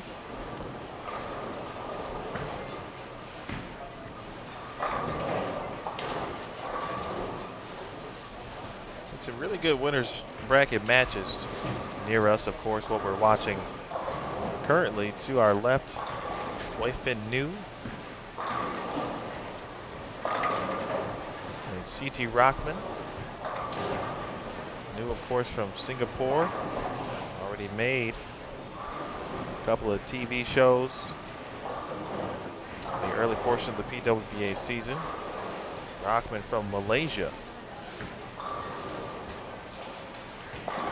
To their left, mentioned Amanda Green, Kristen Kwa, Stephanie Johnson, Emily Fagan. To our right, Katie Garcia, Sandra Anderson.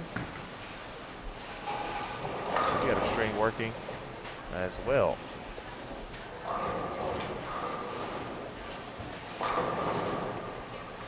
This particular match, I think it's important for Rocio, of course, to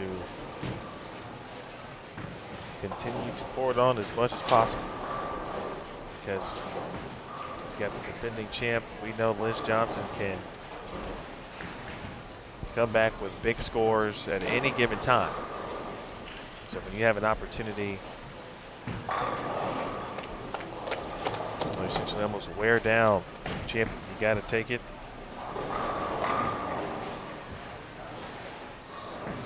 It's at 48.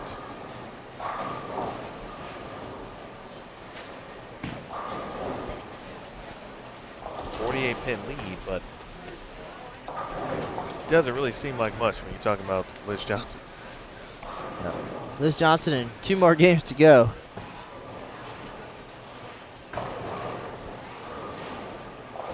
Rocio really has proven herself coming out of the Wichita State program and top contender at the few ladies events there were.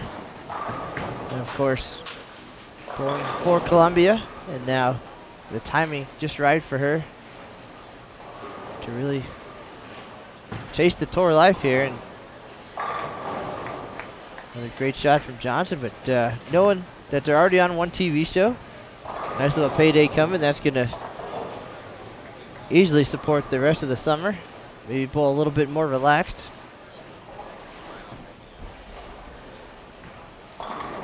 That is a very good point.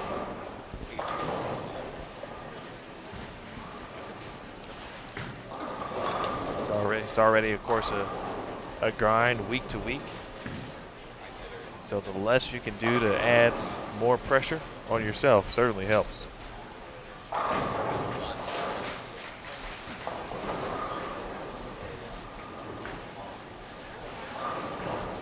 Well, these players definitely committed. If you follow any of them on social media, you'll see their workout routines, their travel routines. Right before this match, we saw Kelly Kulik doing push-ups on the approach to get ready and get loose for the second round. They're 100% in and always bowling somewhere, practicing. Coming up later this year, we're actually headed to Columbia for PABCON Adult Championships. So, chance for Rocio and her teammates to represent their own country on their home soil. So, a lot of great events out there. Last year with the World Women's Championships in Abu Dhabi, Liz Johnson and Team USA made some magic happen, but Korea and Singapore are well represented as well. And in chatting with Carol Giannotti earlier, just amazed at how different the global bowling world is since, well, 1989 when Carol won her Queens title.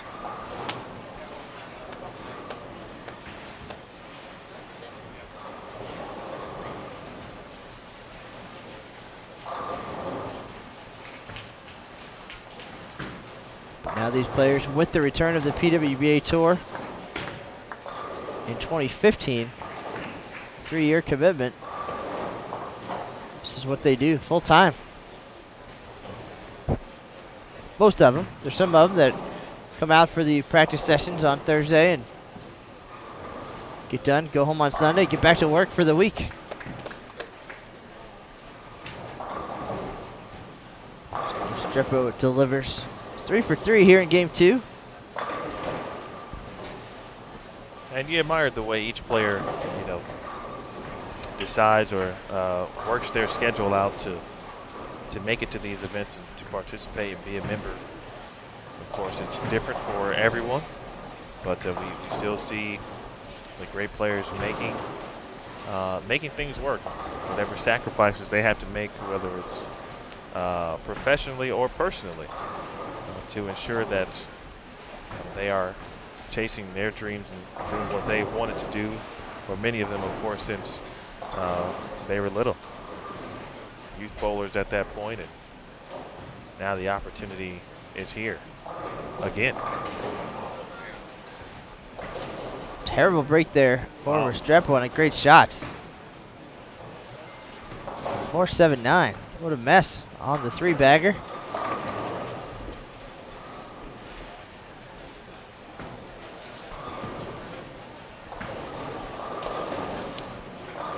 Already looking ahead to the next time she's on this lane. It looked like a good shot, of course, from us back here. Will she make a minor move on this left lane? I feel like last week she had another terrible break where she was about to make one of the group step ladders, and she 8-10'd and got passed to just miss. That was in Sacramento, I believe, but always there, always a contender. Now giving it a few pins back there, but nice little cushion after game 1 over Johnson. But again, you don't want to give away opportunities. See if Johnson can capitalize.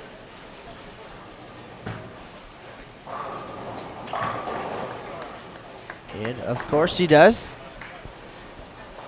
And you'd expect nothing less from a Hall of Famer. All right, from one Hall of Famer to a future Hall of Famer, here's Kulik. 2 out of 3 here. Leading by 77 after 1. And cruising into the halfway point here of game number 2.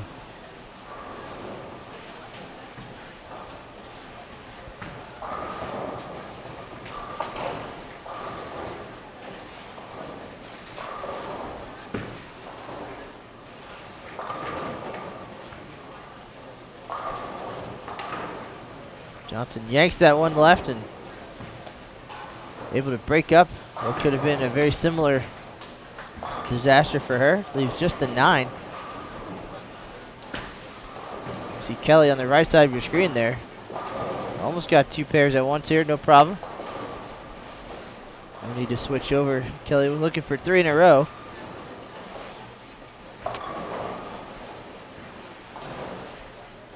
And she goes high, but still leading by 22 just this game alone.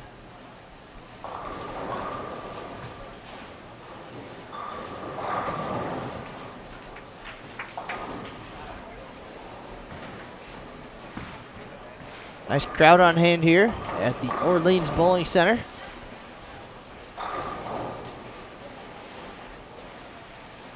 Aaron Smith here as well, working hard.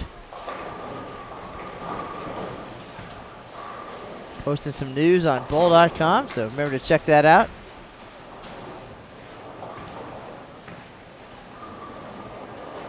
Aaron pulling double duty here in Las Vegas, covering the USBC Women's Championships and the mix as well over at the South Point Bowling Plaza.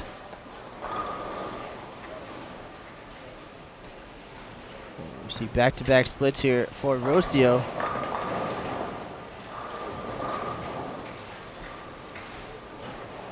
.48-pin advantage coming into game 2.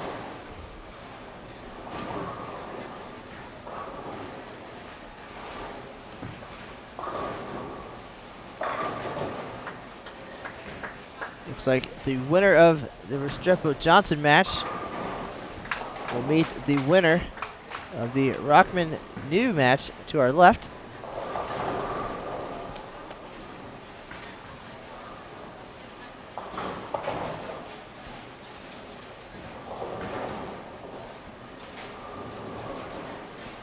Kulik Boomershine take on the winner of the Stephanie Johnson-Emily Fagan match.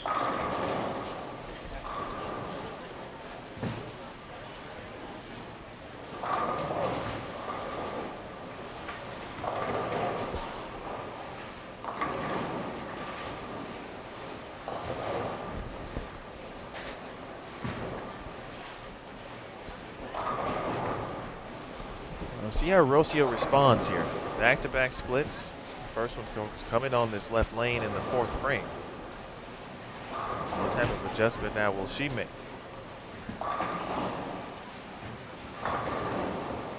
She gets some late help on the 10 and she slaps it out.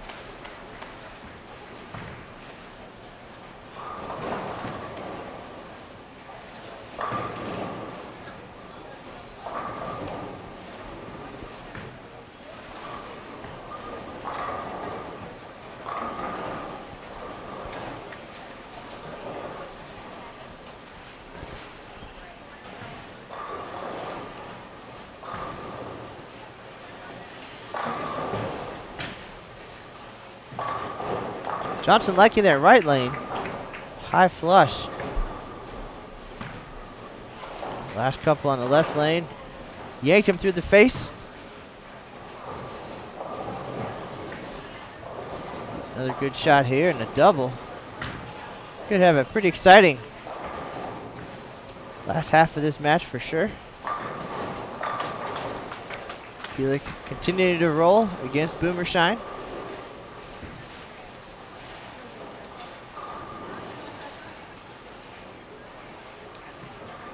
She's up 99 at the halfway point.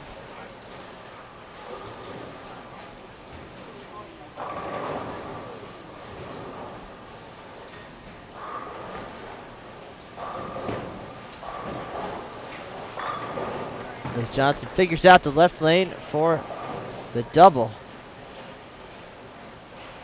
Let's take a look at Kulik.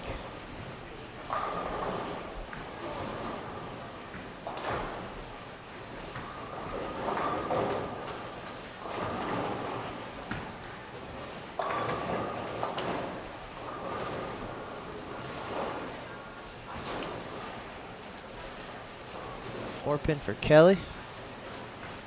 Little head shaking, little talking. Taking mental notes, I'm sure. What's working, what's not working.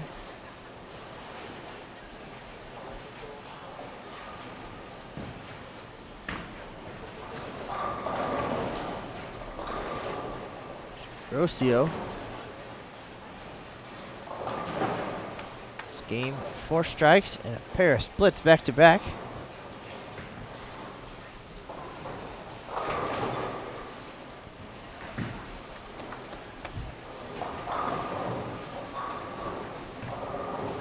Unable to double there.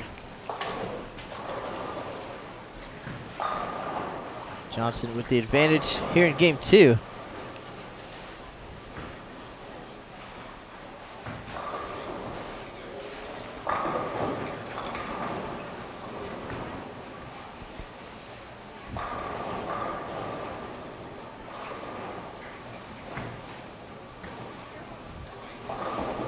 Looks like Rocio made her way past Cassandra Luthold in the opening round. If you want to check out the bracket, visit pwba.com/live. All the details for this week's USBC Queens. Check out who's left in the winner's bracket, who's hanging on in the elimination bracket.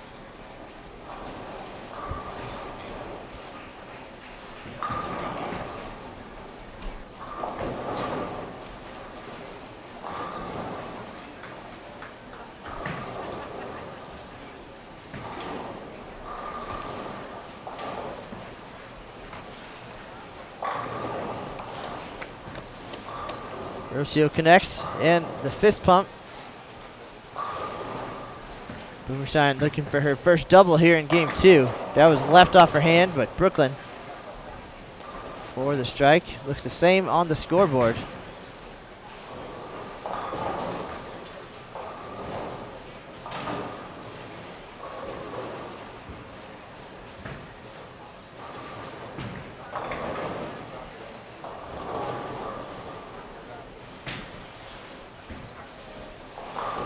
Big double for Lindsay, of course, her first of the match, or excuse me, of the game. As Kelly finds a way potentially not to strike here the next of the frames. Build some momentum here. Kelly not looking as comfortable here in the second game as she did on the way to 279 in the opener.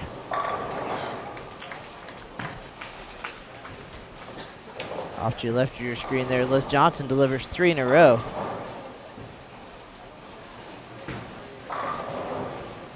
She made up about half the pin she was down coming into game 2.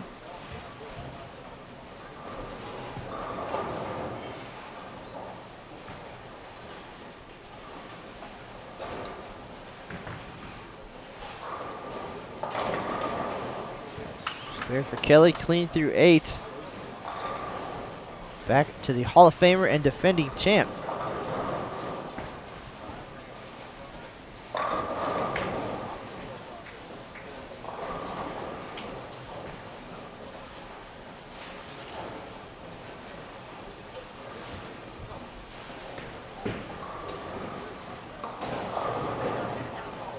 So the mixer can't get the 7 out after going high a couple times on that lane.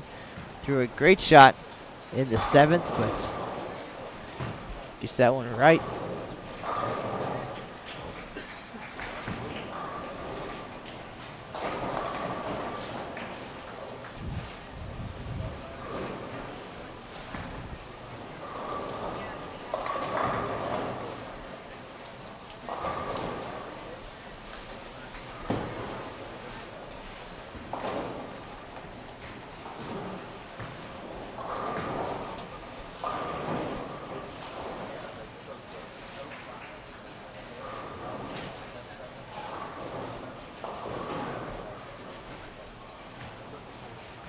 Peek over at Boomershine, working on the double. Down just about 100 at the halfway point.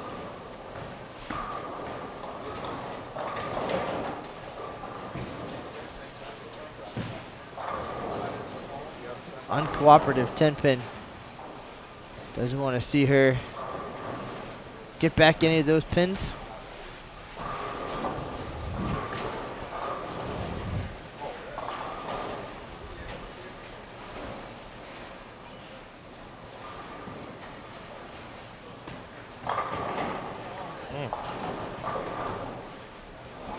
Wow.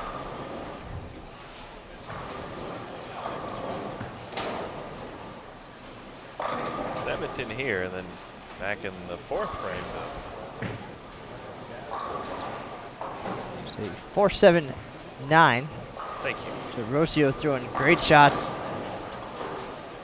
And bet there's a short list of players after that shot there. Would have put a dent in that ball return perhaps. Just throwing the whole cover down the lane even, but there's great shots not being rewarded here. Certainly an opportune time, but we had to battle through.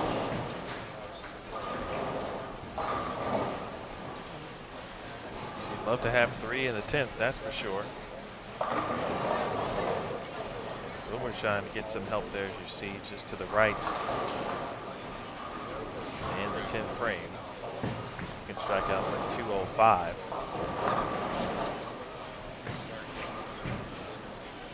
Off in the distance, Kristen Qua with a 7-10 of her own.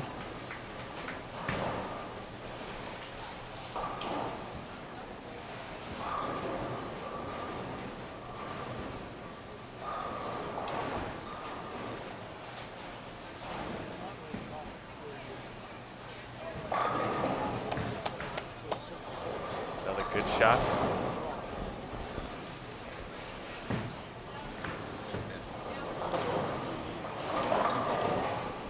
Off on the right, Boomershine. Not her best shots, but doubles up in the 10th. Doesn't matter how you get there, Emil. Knock them all down. There are no bonus points for style here at the USBC Queens. It is cutthroat. Knock all the pins down, get on to the next round.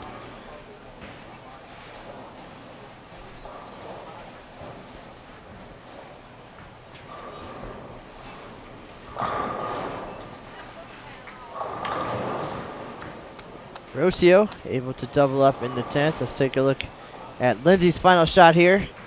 Looking for 3 in a row and 205. So she makes the adjustment, finishes with 204.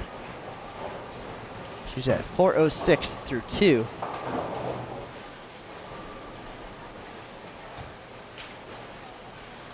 Kulik in command.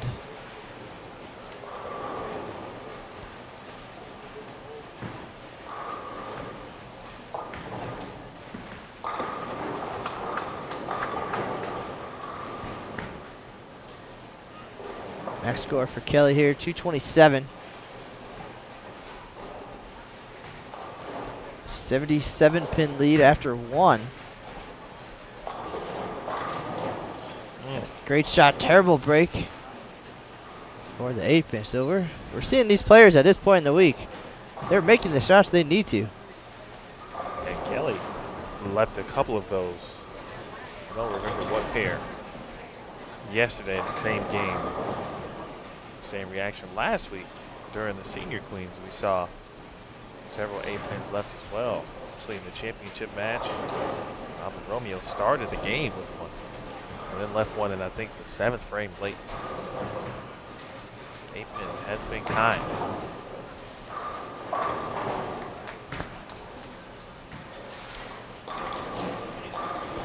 So Kelly, max score 207, can pick up 3 more pins on Boomershine.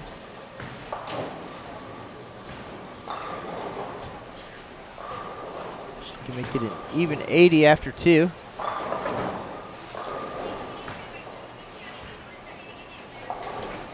Liz Johnson all but erasing the deficit here against Restrepo.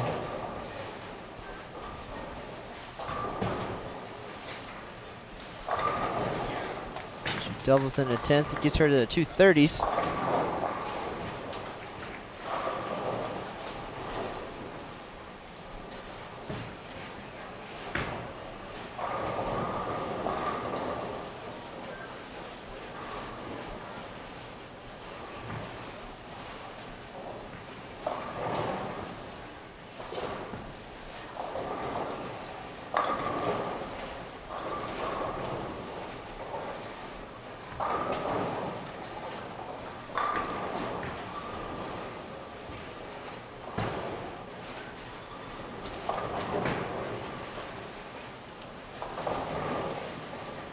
Liz finishes with 236.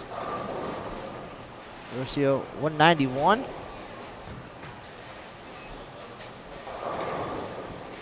Rocio with a 3-pin advantage going into the final game. So we got a nail biter here on 25 and 26. Our other match, Kelly Kulik 484, Lindsey Boomershine 406. So pretty sizable cushion there for Kelly. Almost to the point to start thinking about trying some different things. And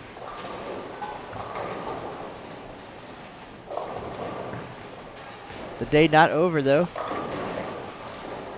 For those who do not win here, they'll head to the elimination bracket.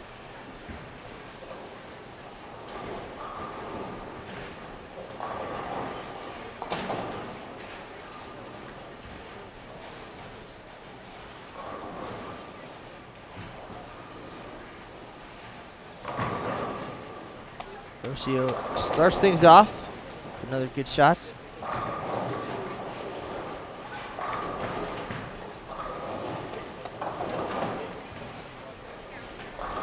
Two pairs to our left, Amanda Green rolling against Kristen Qua, 527 to 428. Amanda with the first three here in the finale. Yeah, she's not playing. Not this round. She's got a good look. One of the things with match play, you get to a pair that suits you well, you got to take advantage. Because more times than not, you will get to a pair at some point during the day where it will be a struggle. You'll get a little bit of both. Take it when you can get it.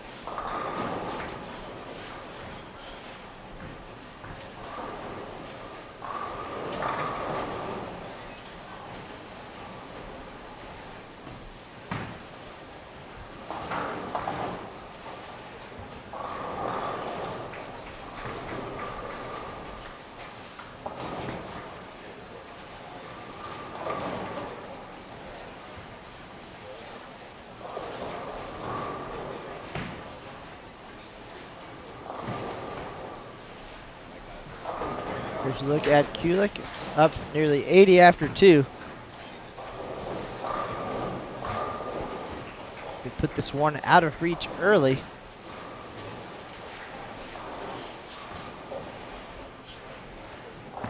Start thinking about her next match, which is probably going to be Stephanie Johnson.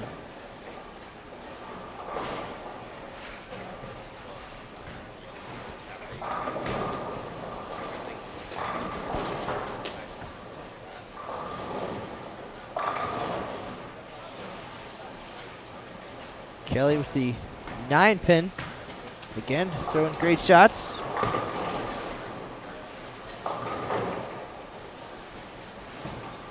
Here to our left. Disaster early for Liz Johnson, the big four, on that tricky left lane. She's down 3 coming into game 3.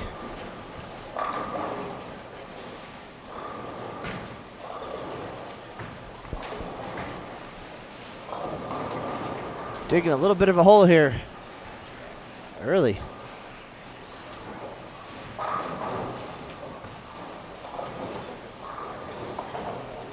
Imagine being on the verge of possibly defeating the defending champ. Got to be a pretty sizable confidence boost.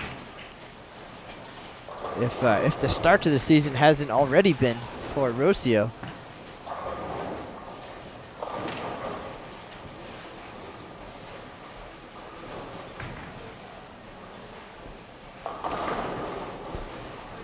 But she's always been a very talented player, of course. I remember watching her at Wichita State. And you can really see the growth as a player. I think she's able to do, of course, on the lanes, and also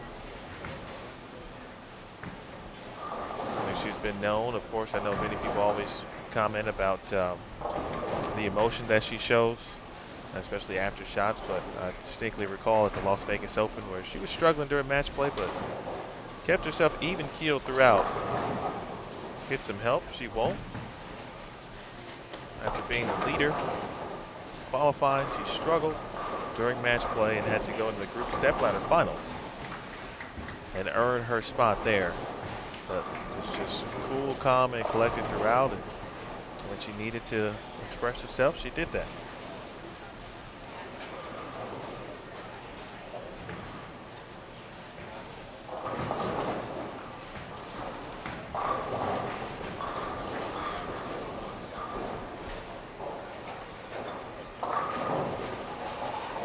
Sure she would have enjoyed that double to build on her lead.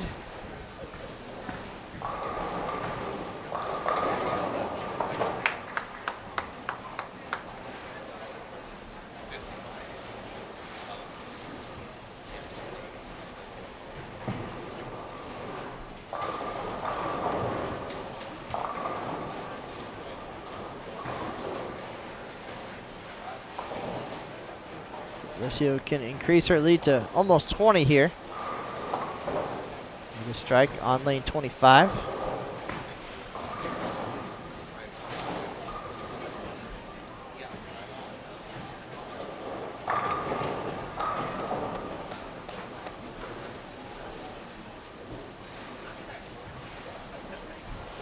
Well, it was just really good start to this game for Rocio. Strike, of course, you throw it good, make the spare, and you come back and throw another. Now to Liz Johnson, who we would expect also to do the same. Liz definitely seems locked on lane 26. It's the left lane that's been giving her trouble. Big 4 last time up. But, no time to mess around here. Got to figure it out quick. As Rocio leading by 19 with 7 frames to go. Our other match, Kulik and Boomershine even here. So Kelly maintaining her 78-pin lead.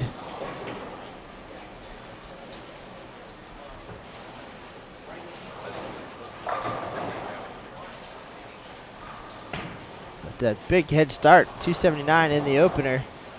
Kelly not really able to string strike since. Liz makes a good shot on the left lane. 9-pin on cooperative.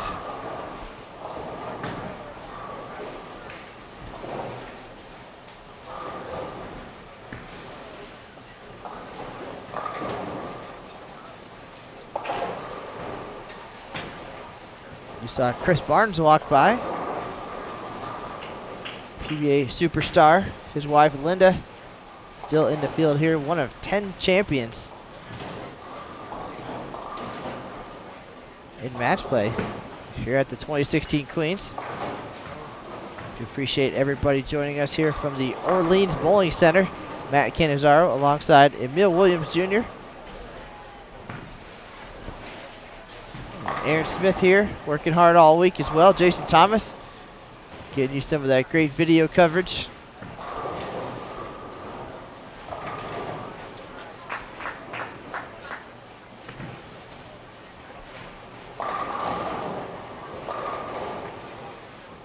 Off camera, Kulik visibly upset with herself after missing a single pin.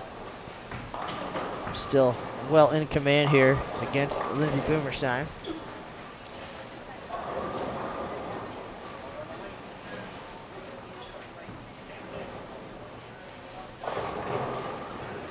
Rocio doubles up. Starting to pull away from our defending champ, Liz Johnson.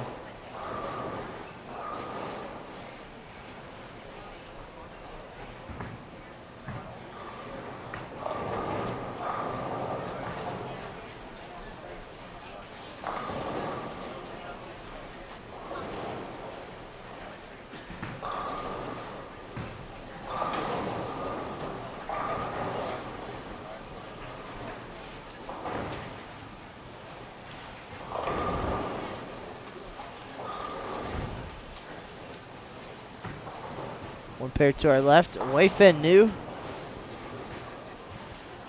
Cruising against Rockman.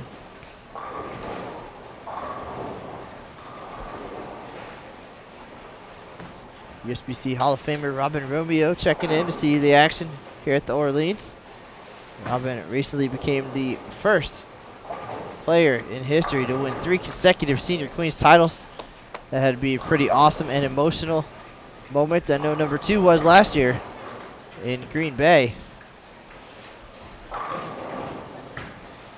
And to win 3 in a row, holy cow. And defeating the same person 3 times. I know Tish Johnson, 4 consecutive runner-up finishes in that event. Robin emotional about that last year. Wanted to see her friend obviously do well and win that title at some point. But, well, maybe another time. But Robin, awesome performance again, and she's been out here on the PWBA tour this year. That was simply just a phenomenal game to watch. Weren't that many strikes, and I thought that was one of the best parts. Is you saw, of course, bowlers have to make spares, and it's so important. Obviously, we talk about filling frames. The strikes aren't there, and they each had some carry issues. But made shots when it mattered, made spares throughout. Both were clean. 198 to 195 in favor of Robin Romeo. Check out the archives there. If you want to go back and watch that on youtube.com/Bowl TV. Bowl TV YouTube channel. All right, well, here in the Boomershine Kulik match, Kelly disappointed in herself for missing the single pin, so the best way, just don't leave anything. As she doubles up to extend her lead.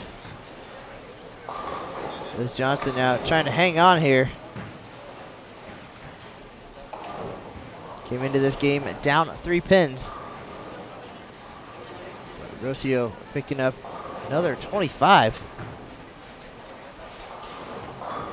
Big moment here, big shot for Liz on the left lane for the double. Goes high, but just the 4 pin to go. And she has got to have him. She will finish on that lane. So she's either been high or light. Maybe one real good shot on lane 25, but gonna have to figure that out here pretty quick. You don't have to walk around with me here. I don't have to walk. Just watch that.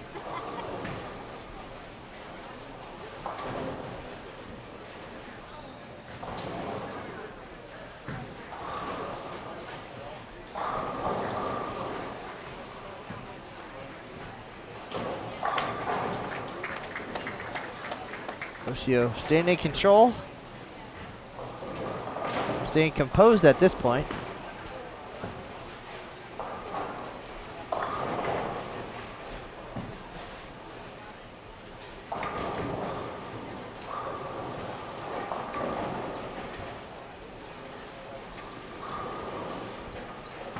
Aaron Smith returns with the Breakfast of Champions. Cup of coffee and a chocolate chip cookie.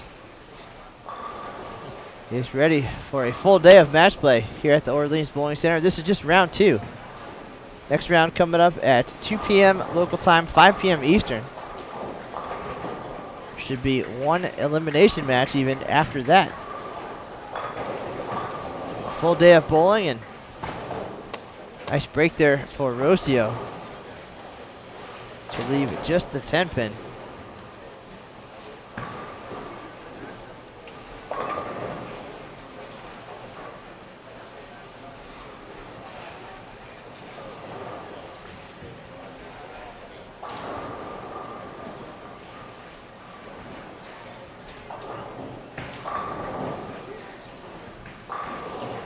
Very motivated Kelly Kulik. Stepping up here, looking to finish strong. And Emil, I hate to be the next bowler that has to face Amanda Green. She has found something here. A couple pairs to our left.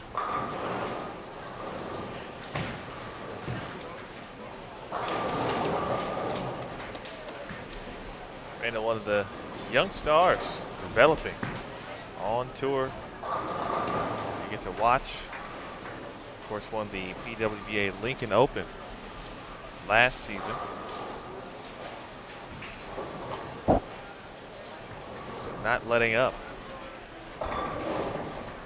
That particular 3-game match versus Christian Kwok.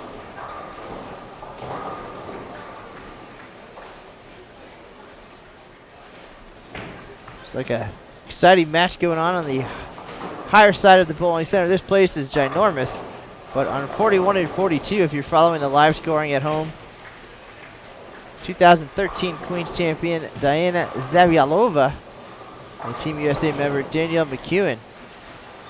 4 pins separating them coming into game 3, and both of them now perfect through 2. Perfect through 3. So a little bit of excitement there. You can check that out, pwba.com/live. There's a live scoring link. That is lanes 41 and 42. Now we are behind 25 and 6, 27 and 8.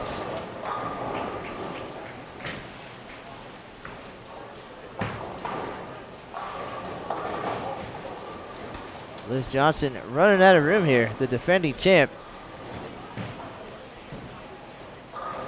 Gonna have a long road. She's gonna claim back-to-back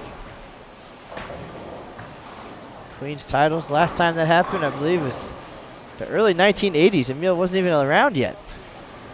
The last time we had a successful title defense here at the Queens.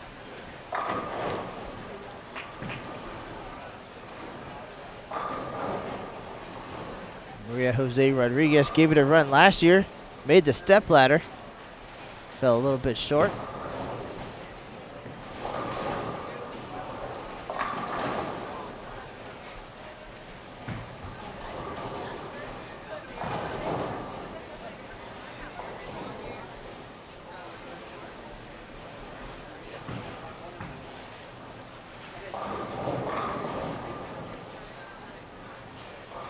So far this season, 2 players have qualified for 2 TV shows. Shannon Pluhowski, the left-hander, and Wei Fin Nu from Singapore. And Nu about to be 2-0 in the winner's bracket here at the Queens. So it could be a very busy Thursday for her, as we'll have the Queens show live at 8 p.m. Eastern. Other 3 TV shows from this year's PWBA season will tape that day and air on CBS Sports Network June 7th, 14th, and 21st. If you're curious about how those events turned out, who the 4 players are in each of the finals, you can visit pwba.com.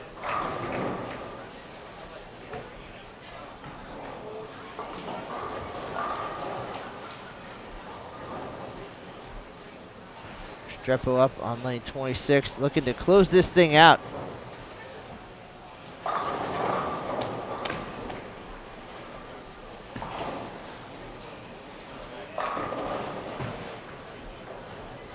She leads by 22 with 2 frames to go.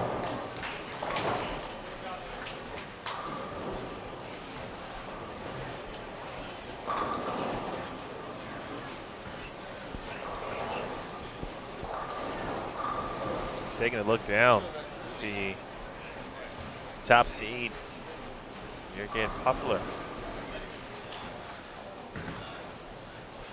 The 26-pin advantage after 2 over Missy Parkin. She's off to a good start. Strike spare double for Poplar.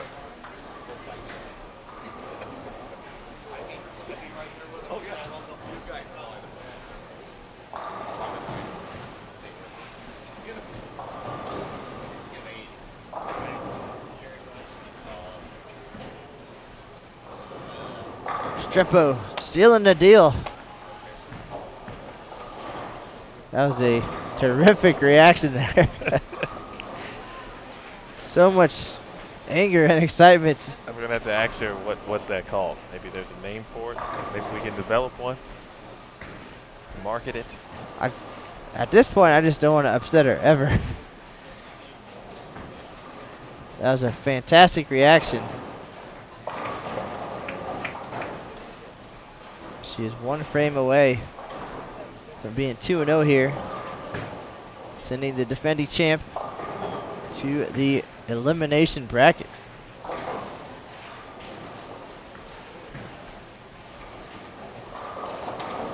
Right next door,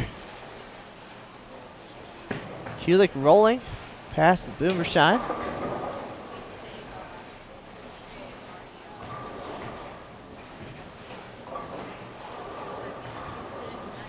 Looks like it'll be Kulik and Stephanie Johnson in the next round. And Restrepo take on Wei Fen Nu of Singapore.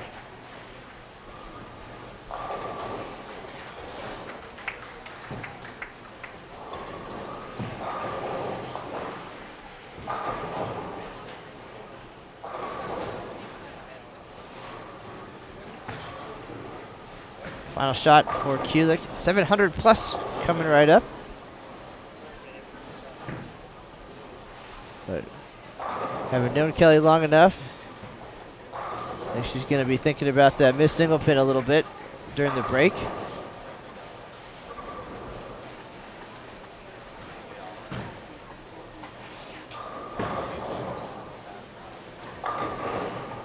Final shots from Johnson.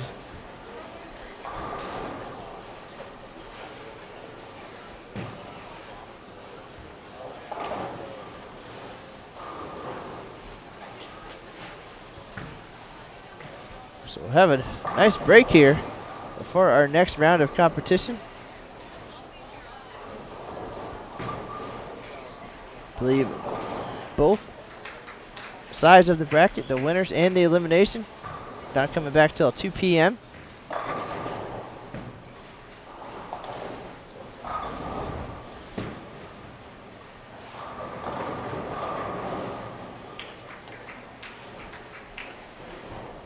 So we'll have about an hour and a half as we get ready for the next round. Long week for these players already. And for those in the elimination bracket, it could be a very long couple days here, but I bet they wouldn't have it any other way.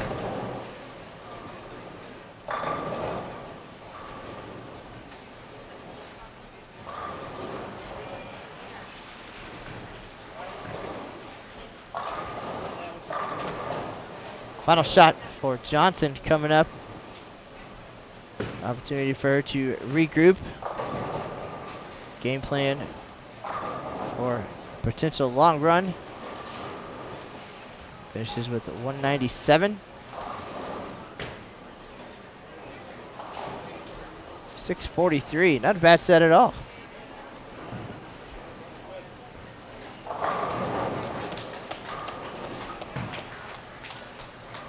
Versio with the exclamation point there.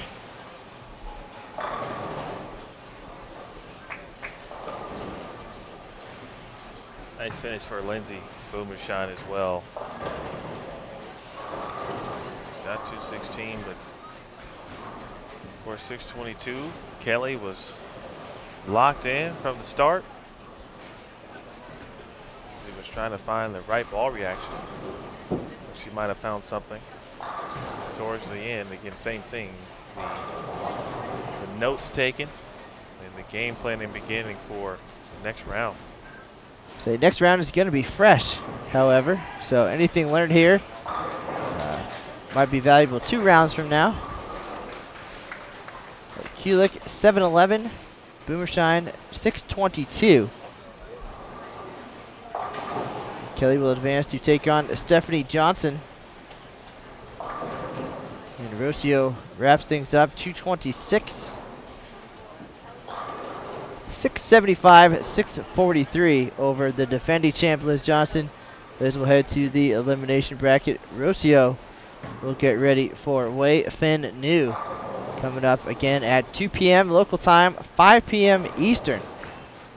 We do hope everybody joins us here on Extra Frame for continued coverage of the 2016 USBC Queens. All the way down to the top 5 step ladder, which will air live on CBS Sports Network Thursday at 8 p.m. Eastern. All the details on pwba.com or bowl.com. And we'll have a recap of today's action for you later today. Emil looking around at some other scores, seeing who's winning nearby.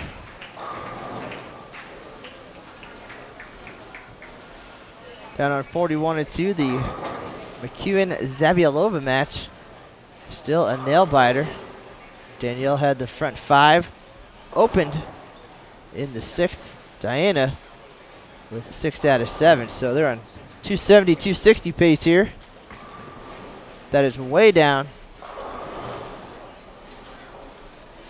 Things kind of wrapping up nearby. Sandra Anderson, 682.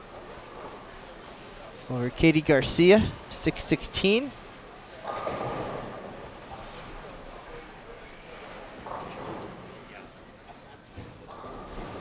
Looks like Emil's going to work a little camera magic here so we can take a peek at the high end of this bowling center.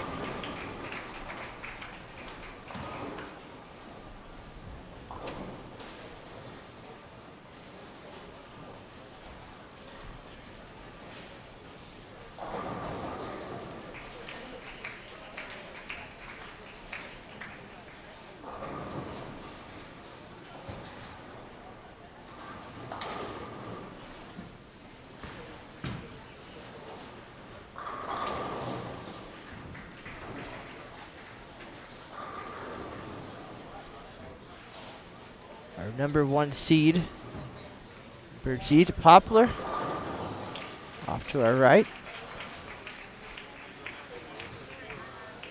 Taking on 2011 Queens champ Missy Parkin.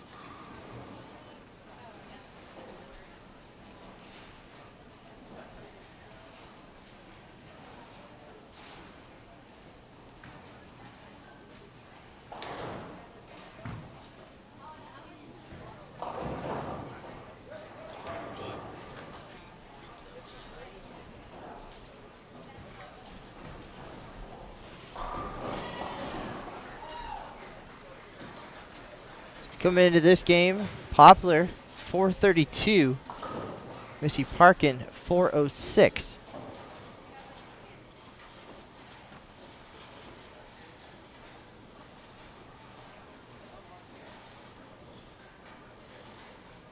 26 pin advantage for Poplar.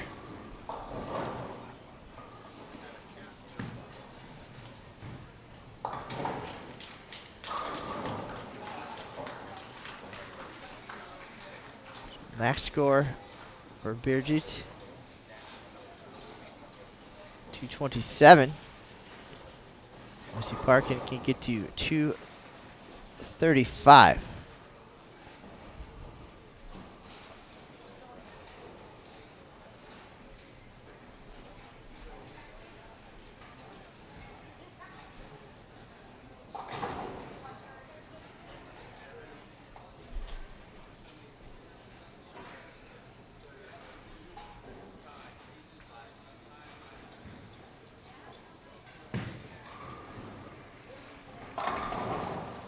Four bagger for Parkin.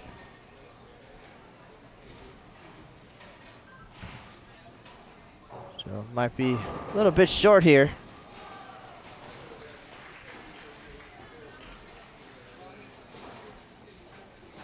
Jason Thomas down on the far side for that McEwen Zabialova match.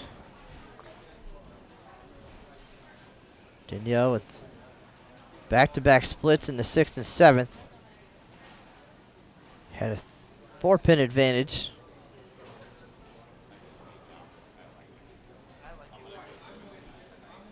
There's Parkin looking for 5 in a row.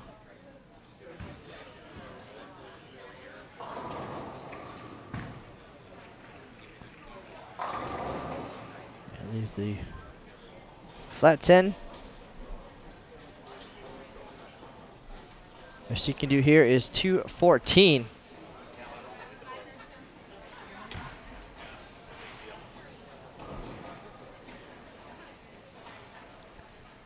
Sounds like back-to-back 7-10s for McEwen.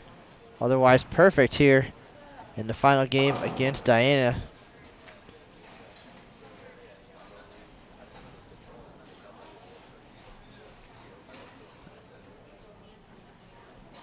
McEwen finishes with 234. Diana's going to wrap things up down there. Right now, Missy Parkin and Poplar going to finish things up. There's a couple matches going across this vast Orleans Bowling Center.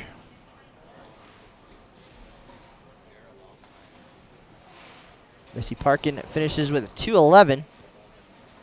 She'll be at 617. And Poplar already well past that. She'll wrap things up here. She was at 432 after 2. She can tack on another 16 here. So she will advance. Our number 1 seed staying alive. Poplar will face either Tish Johnson or Katie Sudfin in the next round.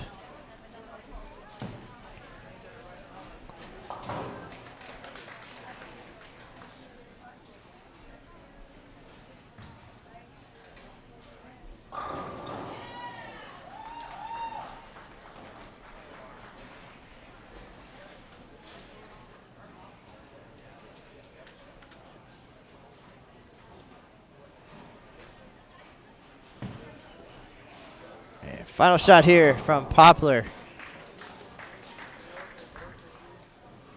Get a look at her and the victory. There's a look at the scoreboard over 2011 Queens champ Missy Parkin. 648, 617. And that is going to do it for this round of the 2016 USBC Queens. Well, the next round coming up in about an hour and a half.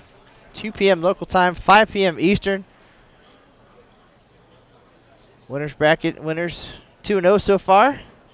Contenders in the elimination bracket. Long way to go, but we do appreciate everybody tuning in here on Extra Frame. Continued coverage throughout the rest of today and tomorrow. Matt Canizaro, Emil Williams Jr., Aaron Smith, and Jason Thomas. That's the news for now. We'll see you in about an hour and a half here at the Orleans Bowling Center. Thanks for joining us.